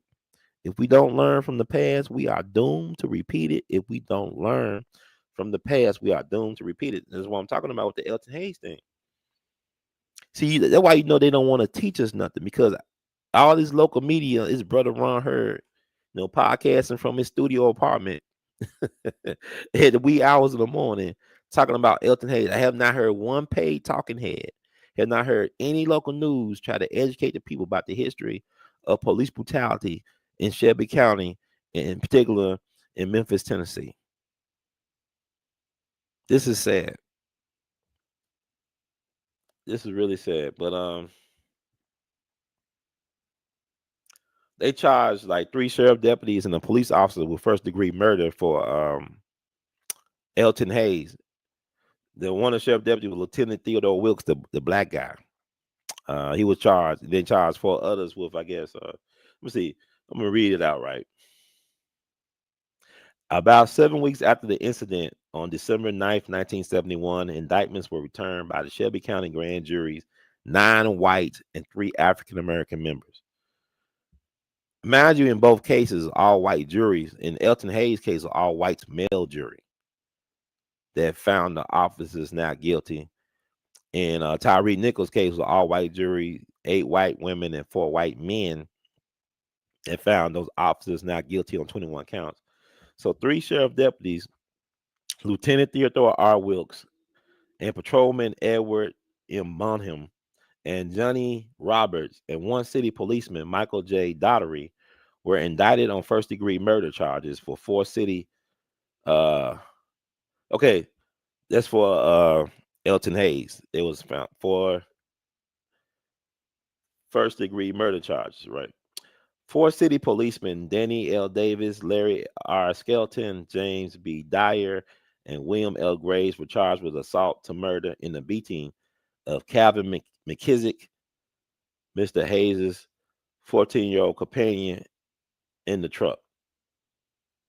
Okay. Police Inspector H.R. Ray was indicted on the charge of neglect of duty, a misdemeanor. All of the defendants were white except for Lieutenant Wilkes, the Uncle Stephen, allegedly. But I'm sorry about the I think I called the guy who was driving Mr. Barnes. His name is Mr. Hayes. So Calvin McKissick, and nobody was charged for Mr. Hayes getting beat. He got beaten too. But they thought that Elton was the driver, and he got beaten the worst because he died. So Mr. Hayes stole his father's car, because if he didn't get the car with his permission, that means he stole the car from his dad to go joyriding. It sound like he had no driver's license. None of them had driver's license, from my understanding. Not mistaken. But let's see. And then they used the only black judge, criminal court judge in Tennessee, to run interference. They used him. He helped the defendants. The defense is like the judge helped the defense here with the Tyre Nichols state trial. So the judge back then, the only black judge in the whole state of Tennessee in the criminal court, Otis Higgs, he helped law enforcement do their bidding. But if you think about it, they didn't get the right charges because you had 40 law enforcement officers involved in the beating death of Elton Hayes. From my understanding, based on what I read, y'all need to look up this case. The prosecution charged the wrong people. Like Theodore Wilkes did not, he did not deliver the lethal blow to Elton Hayes. He was trying to, I guess, in his way, help Elton when he put him in a squad car, allegedly. So they didn't even charge the right people. And the people that were testifying against the other police officers, they might have been the ones that were more responsible for the death of Elton. But they was the ones snitching on the other ones or called to testify.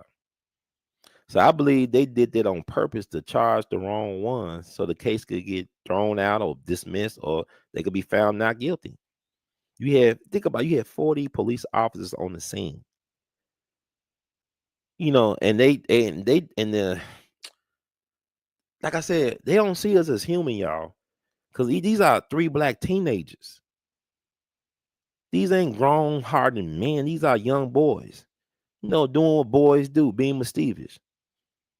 Getting in trouble. What boys be doing. Boys will be boys, right? But they were done dirty. They was painted as being like these people, they criminals and all this stuff.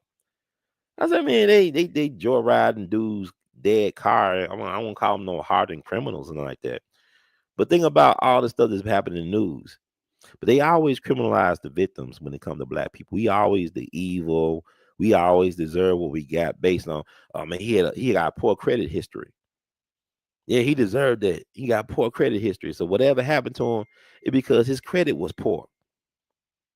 And the thing about it is this.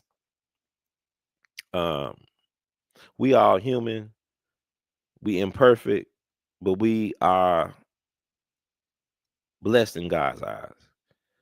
You know, um, People get caught up in how people act or their character. My thing is this: these were teenagers, and these 40 grown men.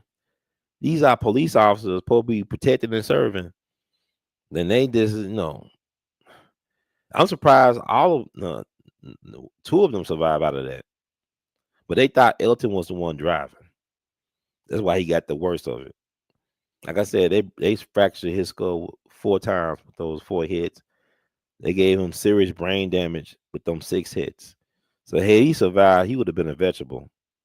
He probably been on life. I don't know if he could be able to breathe on his own, but he would have been like his quality of life would have been horrible for him. It's really sad to think about. But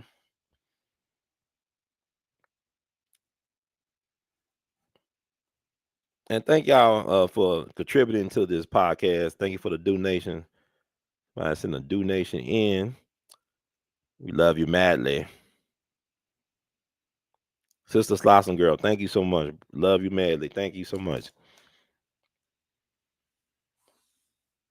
Yeah, it was 2 people with Rodney King. Yeah, y'all can look that up. They actually did. I think I want to say Sally Jesse Raphael. One of the guys I think was on their interview. Then one of them got killed in a car accident not too long after the incident. So who tell our stories?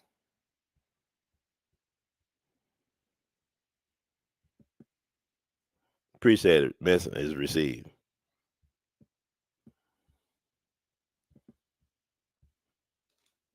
Yeah. So see what else I'm gonna read, and then I close it down. And I get long winded, but if I keep it to 2 hours, y'all be good. Mm-mm-mm.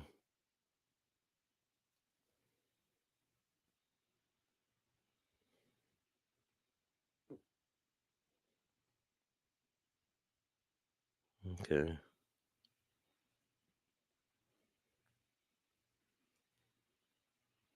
By the time the indictments were returned on December 9th, 1971, there was no dispute about the facts about the way Elton Hayes had died. The 17-year-old was killed October 15th, 1971, at the end of a 5-mile high speed chase that began in South Parkway East, just west of Castalia, and ended in a ditch at Highway 78 and Stevenson in Capeville. This is all Memphis now. Capeville is considered Memphis now.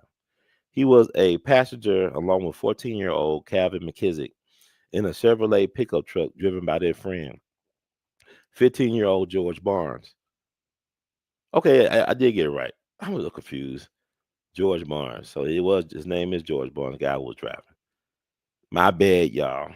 Uh, the truck was owned by Mr. Barnes' father, Arzell, and the younger Barnes did not have a driver's license, nor did he have permission to use the truck. So he didn't have a driver's license nor permission.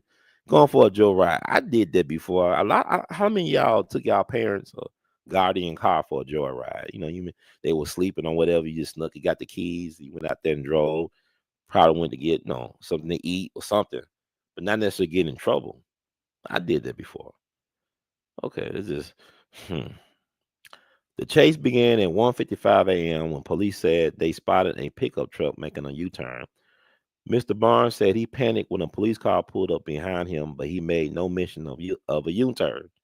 The chase through Memphis was joined by other police after officers in the first cars radioed that they were being forced off the road by the truck. When the chase reached Capeville, Mr. Barnes said he pulled a handbrake and the truck slid halfway into a ditch. By then, they were being followed by a caravan of police cars with sirens blaring and blue lights flashing. Shortly after the truck came to a stop, there were 34 policemen. 34 policemen, y'all. Think about this.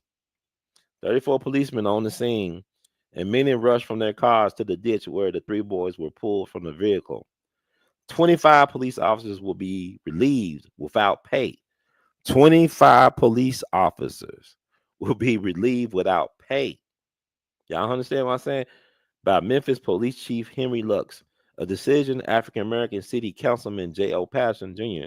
called, quote, a paid vacation, unquote. We knew we were going to have to take a beating, Mr. Barnes said. This is the guy that was driving the truck. 3 Negro boys in a truck beating them and driving them in their fast cars. They had to beat us. There wasn't any wreck. We just slid into the ditch. Nobody was hurt until the police officers got there. I grabbed my head and they began poking me in the ribs with sticks. I could see policemen on their knees in the ditch, swinging their sticks up in the air, but I couldn't see who they were. Then they knocked me down and started kicking me in the side and stomach. I never heard anything from Calvin or Elton. All I could hear was cops calling us everything but a child of God. When I got up, they were still swinging the sticks, but I didn't know on who. They carried somebody out of the ditch and put them in the sheriff's car and let out for the hospital. I guess they cussed us all the way to town. And one time, one of them spun around in the seat, shook his finger, and said, "Don't you know if you had killed those 2 officers in the car, it would have been worse for you than raping a white woman? We sure enough killed you and left you laying where you fell." Mr. McKissick said, "All I saw was blue shirts and nightsticks. They were cussing us, calling us, you know what?" I said that y'all know the new word that is, beating up on us. I heard Elton on another side of the truck saying, "It wasn't me. It was George," like George Barnes, who was driving the car or the truck. It was the other guy. Then I didn't hear Elton say anymore. At one point, Mr. Barnes said he became aware that a black sheriff's deputy was standing above him with a foot on his face. The officer, Lieutenant Wilkes, apparently took command at that point because Capeville was outside the jurisdiction of Memphis Police Department.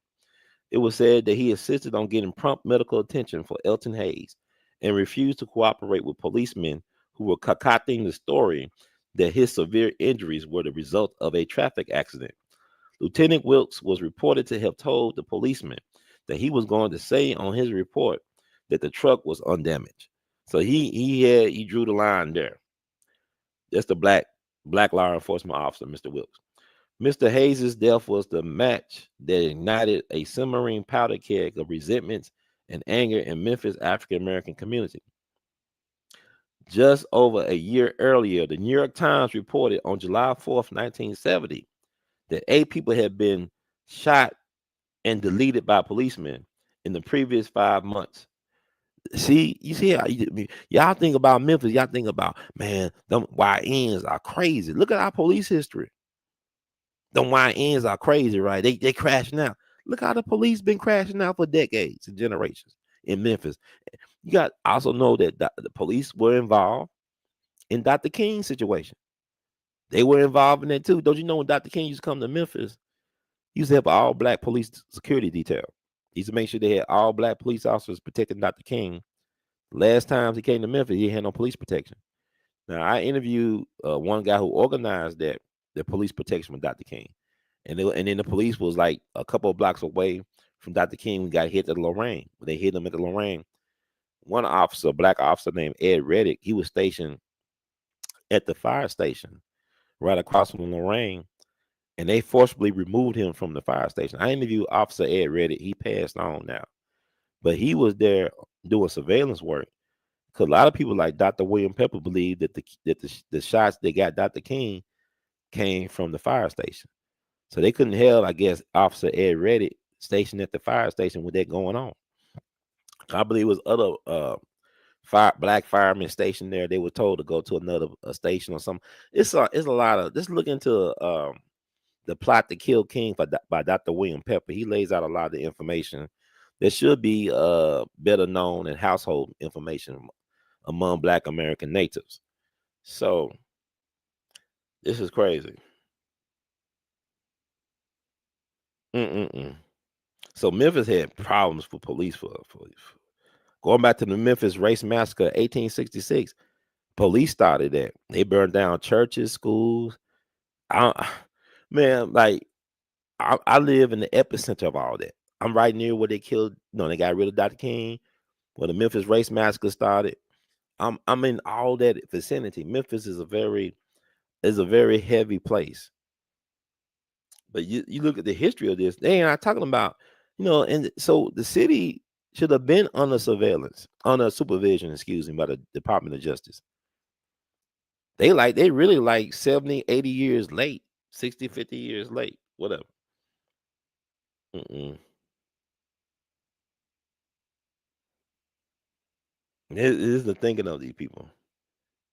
Okay, I said on New York Times report on July 4th, 1970, that 8 people had been shot and unalive by policemen in the previous 5 months, and they were using a variation of dum-dum bullets. Before the investigation of 1970 shootings were even complete, Police Chief Henry Luck said the officers had no choice in the fatal shooting. City of Memphis Director of Safety Frank Holloman said, "As long as that gun is on the hip of policemen, it's there for the killing." He would later add that he had never heard of a brutal policeman. Now, Frank Holloman is interesting. Frank Holloman, they say the safety director, right? He was over the police and fire departments back in the day. And back in the day before that, before he became the safety director, let's say the safety director, yeah, he was one of J. Hoover's top goons. He was in the FBI for 20 plus years before he came down to Memphis because, like somebody told me, before he got there, the police chief or whatever would make sure that Dr. King would have protection from Memphis black police officers. It was a time in Memphis when the first black police officers were made, the first 5 in the modern era. Black police officers could not arrest white people. Let me say it again. If you was a Memphis police officer, you black back in the 50s and late 40s and 50s, you could not arrest white people. You was a law enforcement officer, excuse me, but you could not arrest white people. I mean, they could do a lot of stuff and you can't arrest them. This is how crazy this. I'm trying to paint a picture about how Memphis was. In a lot of cases still is. So people get a better understanding. It's not done for views and likes. This is done for educational purposes. Hmm. Mm-mm-mm.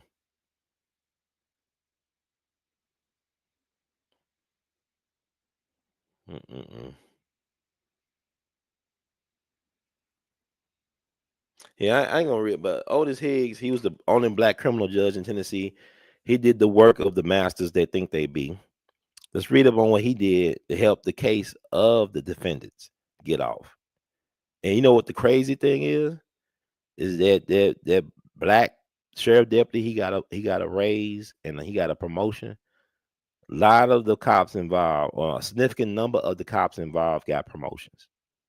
And nobody was never ever held accountable for the death of this young black boy, Elton Hayes. But at least in Tyre Nichols' case, unlike a lot of cases like Darius Stewart, nothing came of that case. That boy got killed at that black church on his property back in 2015. Nothing came of that case. Larry Payne. I'm gonna tell you about Larry Payne before I get out of here. Larry Payne case was crazy because Dr. King 50th anniversary came up back in 2018, the 50th anniversary of his assassination. They always do it every 5 years. It's most important to commemorate those type of things. So I remember like a movie crew, documentary crew, contacted me about getting in touch with Larry Payne's people because we the pioneers. Nobody interviewed Larry Payne people before I did, and I put it out on the internet. So people actually would tell me, "Hey man, we utilized your footage from your interview with Larry Payne's mom and brother and sister for this event." They'll tell me after the fact. I said, "Why y'all didn't invite me? Why y'all didn't let me know my contact information and all of my videos?" Basically, I would have been happy to give my permission, and y'all didn't want to invite me to the event. But they started doing, looking into like their situation. And at the time, the powers they think they be, they said that the officer who murdered Larry Payne, he was no longer living. There was the narrative. Like I told you, remember I told you about the Silverado Klan police officer back in the day? They killed on 2 black hitchhikers. His brother, one of the victims, had to come with a documentary film crew from Canada to find out the truth that he was alive. Well, Officer L.D. Jones, Leslie Dean Jones, whatever his name is, L.D. Jones, he was actually still alive. He didn't die until after the 50th anniversary of Dr. King's death, after the 50th anniversary of Larry Payne's death. He actually died maybe like in 2019. He lived to be an old man. He had a chance to live his life. He got employed by different, like, I guess he worked at law enforcement as well as security in different locations. He got to live his life out as an old man with a family. He robbed Larry Payne's family of Larry Payne's presence for those 50 years. And the news, a lot of places lied about him being dead. They protected him. They protected L.D. Jones. That's crazy to me. These authorities, these officials, they protected him. So with the Tyre Nichols thing, all is not lost. It's a start. But we got to get real leadership in position. We got to get people leadership. We got to have an agenda. And this thing could turn around. See, Memphis is a violent place. Don't get me twisted, but look at Malcolm X. Malcolm X did a speech. Malcolm X was brilliant. And I'm paraphrasing Malcolm X. I love Malcolm. My cousin Julian Mayfield was a close friend of Malcolm X. When Malcolm used to come to Ghana, he used to stay with my cousin and his wife, Dr. Anna Livia Cordero, who was the personal physician of Dr. W.E.B. Du Bois. Du Bois went over to Ghana to spend the rest of his life towards the end in Ghana. So my cousin-in-law was his personal physician. And my blood cousin Julian was one of the speech writers for Kwame Nkrumah, the president of Ghana that was like, the CIA got rid of. They overthrew his government, Kwame Nkrumah. So I come from some interesting people. So Malcolm used to stay with them when he used to visit Ghana and stuff like that. But Malcolm said something that was very powerful. He said, normally where there's the most crime, that's where the most law enforcement be. He said, where there's areas of high crime, that's where all the law enforcement be. Because it's organized crime. The system organizes crime. Law enforcement is not there to deter crime. Law enforcement facilitates crime.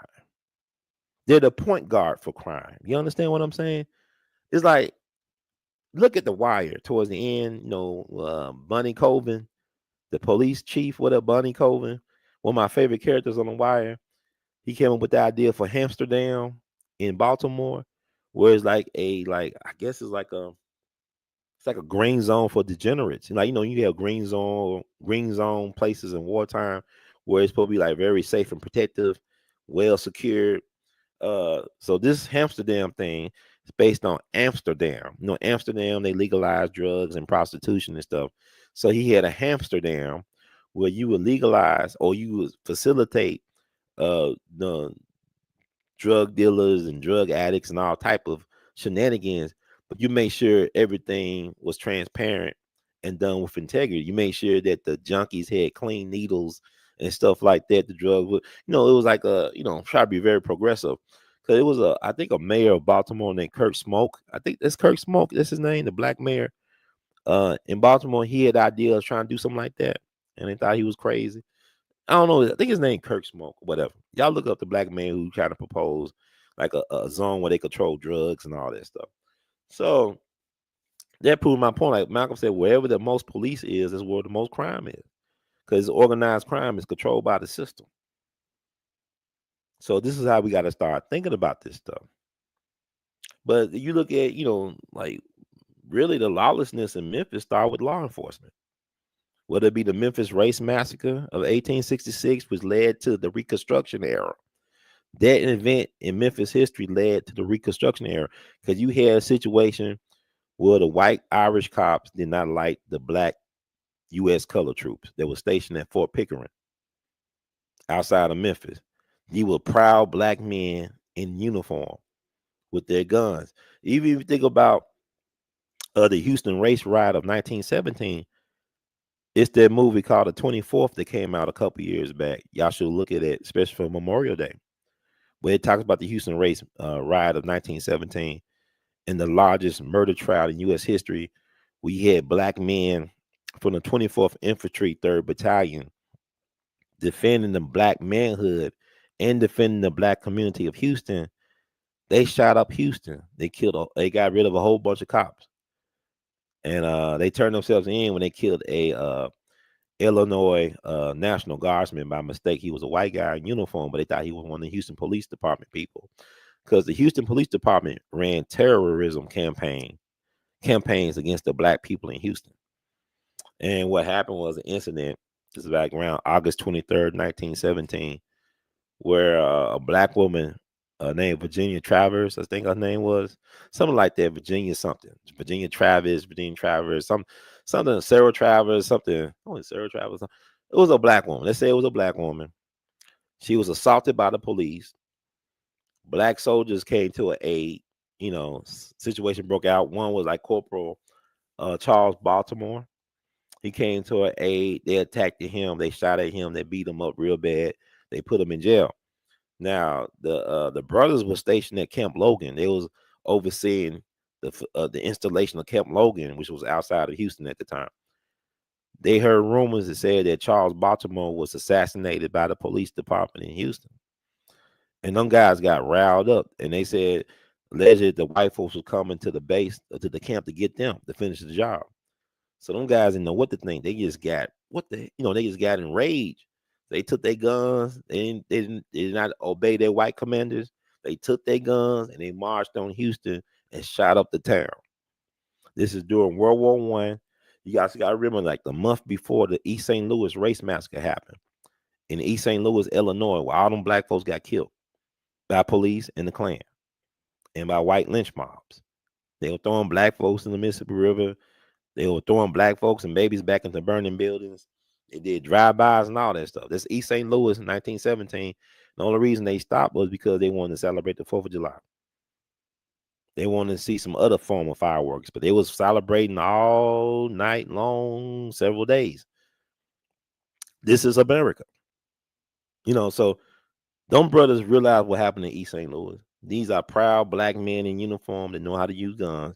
They took a vow, an oath with Uncle Sam to protect the United States against enemies, both foreign and domestic. And they said we were dealing with white state-sponsored terrorism. Because it was, I heard stories about Texas Rangers just killing Buffalo soldiers. He was the Buffalo soldiers. He was the proud black men of uniform that helped win the West, U.S. colored troops that helped win the Civil War.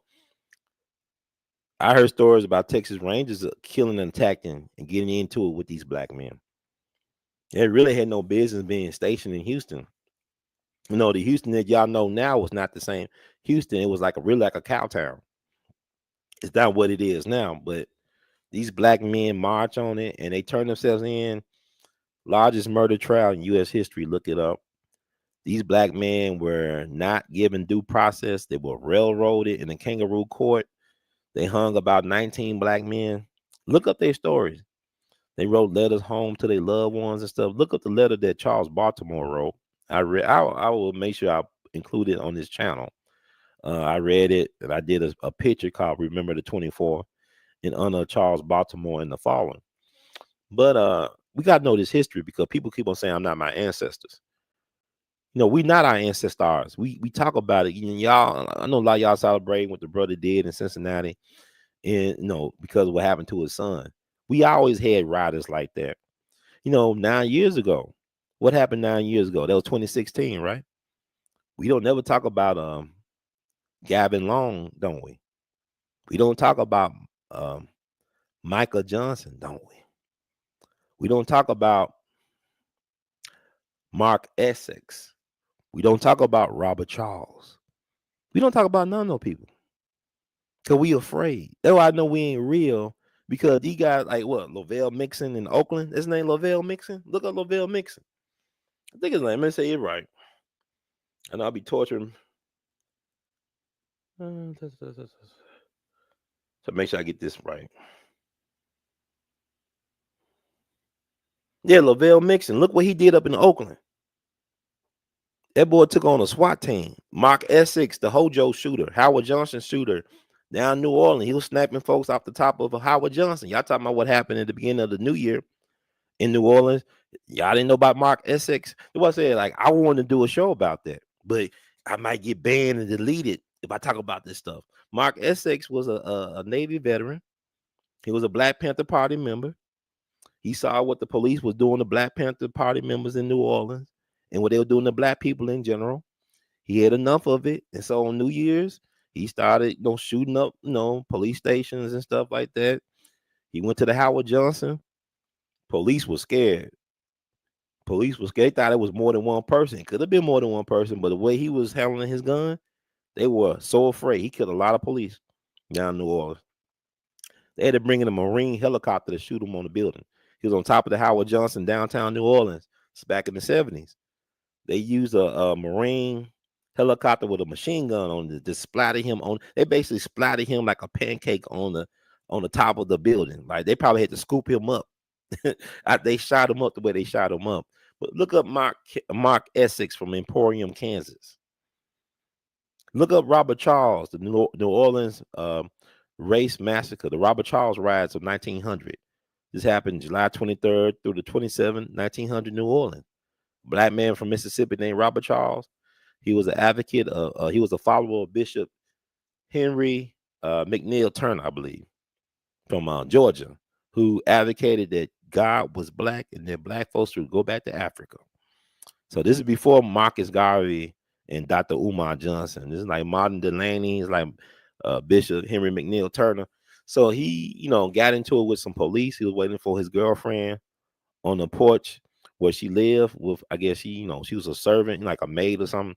Him and his roommate was waiting for the girl to come out. And I guess, the girls, whatever, police confronted them. They got into a skirmish. Robert Charles knew they were about to throw down on him, but before they could throw down on him, he reached for his gun and shot them. He killed about several police officers. July 23rd through the 27th, and white folks were scared for their lives in New Orleans. And you had white folks come in from Texas and Georgia and Alabama, Mississippi, forming search parties to get Robert Charles but since they couldn't catch him, they would just attack any black person. They don't care if you was young or old, man or woman. Then it was a brother, a black dude in the community snitched to the white folks where Robert Charles was staying at the time. So they went to the home, set it on fire, and it was basically like a 19-year-old or 18-year-old medical student climbed a tree and shot him. And so they mutilated his body, dragged it through New Orleans. They didn't drag it through New Orleans. What happened was they mutilated his body. Then the authorities got to his body. And they made sure that they couldn't find the body to finish the job. So they buried him in an unmarked grave in New Orleans in a place called Holt Cemetery. That's Holt, Holt Cemetery. So nobody knows where he's buried at. But he's in that, his remains are in that cemetery. And the jazz musician back then, they had a song called The Ballad of Robert Charles. Jelly Roll Morton, the great Jelly Roll Morton, who's like the Little Richard of jazz, or Little Richard is like the Jelly Roll Morton of rock and roll. He talks about, this song he used to play called The Ballad of Robert Charles, and it will piss off the white people at the bar, so they stopped playing it. But I think he memorized a part of it, but he didn't compose it, and he played it for posterity, I believe, for the Library of Congress, if I'm not mistaken. But we don't talk about people like that. We always had riders for the race. Robert Charles, look at Mark Essex. I'm not talking about right or wrong. I'm talking about, people say, well, why we don't push back? People have pushed back. We don't want to talk about it because we're afraid. That's why I know we living in fear because, it's weird in this country. White America celebrate its killers. They celebrate George Patton and Audie Murphy. They celebrate their killers. But we afraid. Like Malcolm said, "You bleed in South Korea, but you won't bleed in Mississippi." No, I mean you bleed in Korea, but you won't bleed in Mississippi for your people. You'll die in foreign lands for your white slave master, but you won't die for your cause for your people. So I'm not trying to advocate anything. I'm just saying, look all this stuff up that I just said.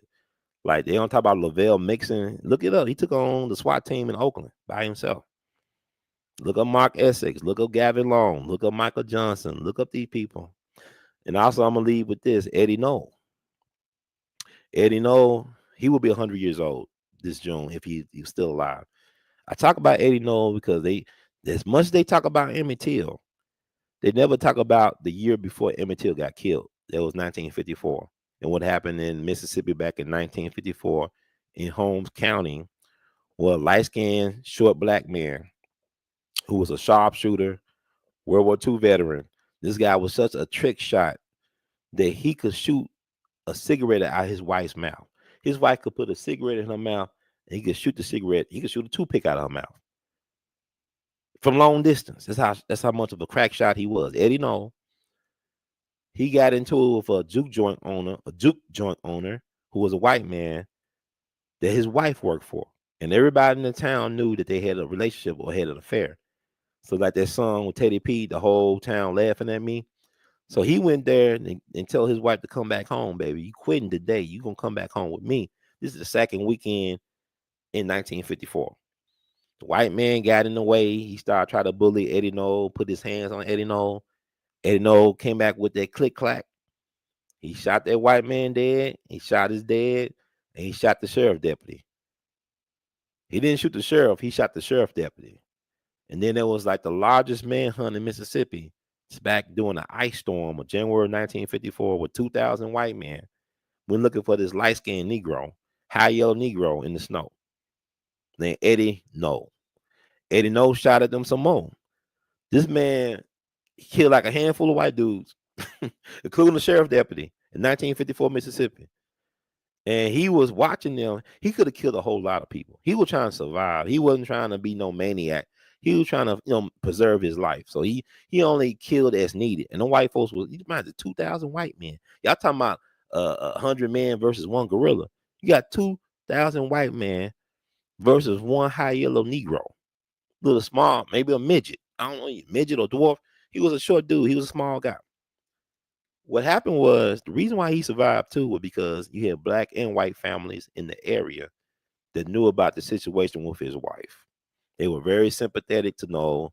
They liked him, so he would hide on their properties and they would give him food to eat. So he ended up turning himself in to the authorities in Jackson, Mississippi. He used one of his white family friends. It was a white friend that was a friend of his family. He escorted Eddie Noel to Jackson and turned himself in. So they put him in the Whitfield Insane Asylum, where they gave him electric shock therapy treatment. And mind you, he killed a whole bunch of black dudes. This is 1954 Mississippi. This is for Emmett Till. They're about to give him a lobotomy. They're about to, poke his brain and make him sedated, whatever. And this what happened.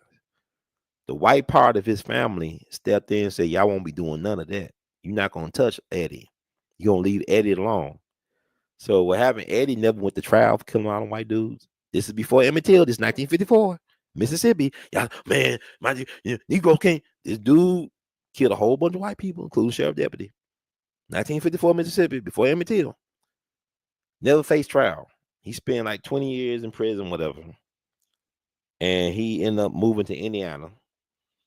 And he died in 1994 at the age of 69 among his family. I'm going to tell you what happened. The white part of his family intervened. So you got to understand, his name was Eddie Noel. I think his grandfather or great grandfather, something like this, grandfather was a governor of Mississippi. He was, I guess, a very influential and popular governor of Mississippi, Edmund Noel or Eddie Noel, whatever he was named after his grandfather. So that was saving his white part of his family said, we're not going to have this happen to Eddie. And that's how it works. You see how crazy it is? Why is that not a movie?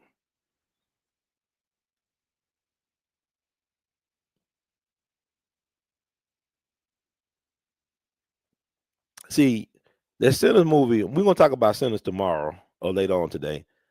That Sinner movie, like, Ryan Coogler said it was not based on a true story. I just told you a true story. If you think about that scene with Smoke at the end, and people said it can't happen, it has happened several times. I just told you 2 cases of it happening. One where the guy got killed, the other one when the guy survived. Robert Charles, Eddie Noel, both from Mississippi. Y'all don't know about that Mississippi boy. Y'all don't know nothing about Mississippi. Y'all keep on, I'm scared of Mississippi. Shit, Arkansas more dangerous than Mississippi. They could recover your body in Mississippi. They won't find your body in Arkansas. It's the natural state for a reason. They got quicksand and everything. Anyway, I digress. Yeah. Yeah, Christopher Dorner. Yep, definitely. They don't talk about him. But even in the Tulsa thing, Black Wall Street, they don't tell the truth about Black Wall Street. Look at the interviews of some of the ancestors now, but they were interviewed later on about, some of they were kids. It was one woman, she talked about how the black folks was winning during the Tulsa Race Massacre of 1921. Because you had black men that came back home from World War One. They were veterans. They were trained in warfare and how to do foxhole, how to fight, how to snipe, and all that stuff. She said that them brothers killed so many white people that the people in Tulsa had to hide their body count in the river. I think of the Arkansas River. I think it's the Arkansas River over there by Tulsa. One of them rivers, it had quicksand. Excuse me, it had quicksand in the river. So they was able to hide the body count of how many white folks got killed in the river. And the only reason why Tulsa Black Wall Street burned down was because the so-called authorities came in, and the black men who were protecting the family, the women and children and everything, they respected authority more than white folks. They respected law and order more than the white people. So they turned themselves in and they put them black men in concentration camps as a blessing that the white folks didn't do anything to the women and children. Like the men left the women and children unprotected because they tried like they was law abiding citizens. They was just protecting their property, and when they burned down Black Wall Street, so that was only 24 hours. But I remember looking at something. Dr. John Hope Franklin, a great historian, his father was a lawyer. He helped revive Black Wall Street after the Tulsa Race Massacre. He talked about the night before how it was 2 World War One veterans. One was black, one was white. They heard about the incident on the elevator in downtown Tulsa, whatever. They came to the black community. They were speaking in the street. They said, "Look, we got wartime experience. Y'all don't want the white folks to come to Black Wall Street. Y'all want to get them in where they live. Y'all got to go to where they at. You got to set their places on fire. Molotov cocktail bomb, whatever. You got to be proactive and preemptive in striking them before they get y'all." And the black people like hearing what these war veterans. This is a black war veteran and a white war veteran from World War One. They said, y'all got to attack these people. I know y'all don't want to do it, but y'all got to go after them before they get y'all. And I think Dr. John Hope Franklin's father, he said, because he was a officer of the court, right? He was a lawyer. He just started his law practice in town, whatever. He taught the people out of going after the white people. He taught them, let's respect the law and all that. Let cooler heads prevail.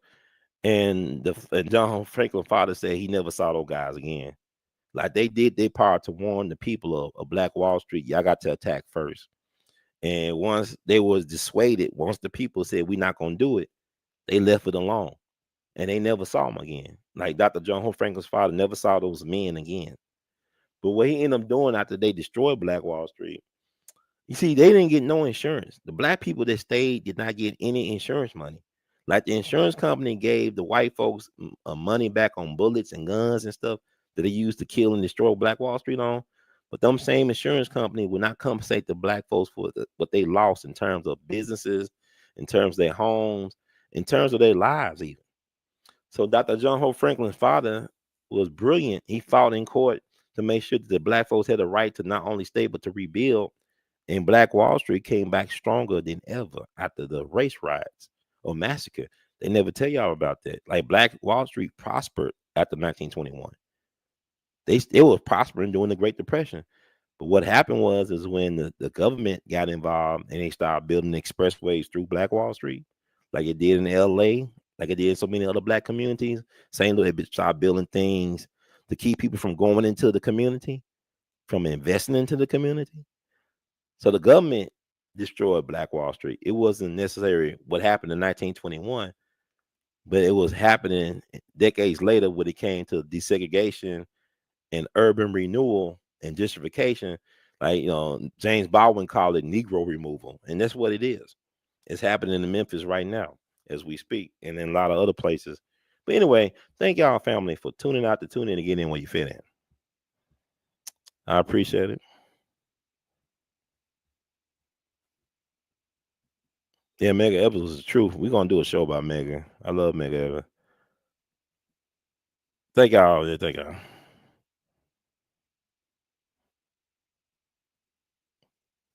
Appreciate y'all. Words Duke Elton, we love you, man. Y'all know how to support. You want like the words from Brother Herb, please spread the word. We all be TV2 now, as we all be TV2. Cash App your support. Thank you for folks who have Cash App and will Cash App your support. $sign R2C2H2. PayPal and Zelle, R2C2H2 at gmail.com. Even Vimo your support at R2C2H2. And you got other ways. If you're on YouTube, you can see the store stuff in my storefront. There's t-shirts and all that stuff. You can buy artivist art, wear artivist art. And I'm just gonna wrap it up right now. And I thank you all for tuning out to tune in to get in where you fit in. Where's the great Sun Ra? Space is the place. Where's the great Duke Ellington? We love you madly. And in the words of Brother Ron, keep on producing and pushing. One love. There's more to come, y'all. You got that Sinners review. Goody goody. All right. God bless everybody.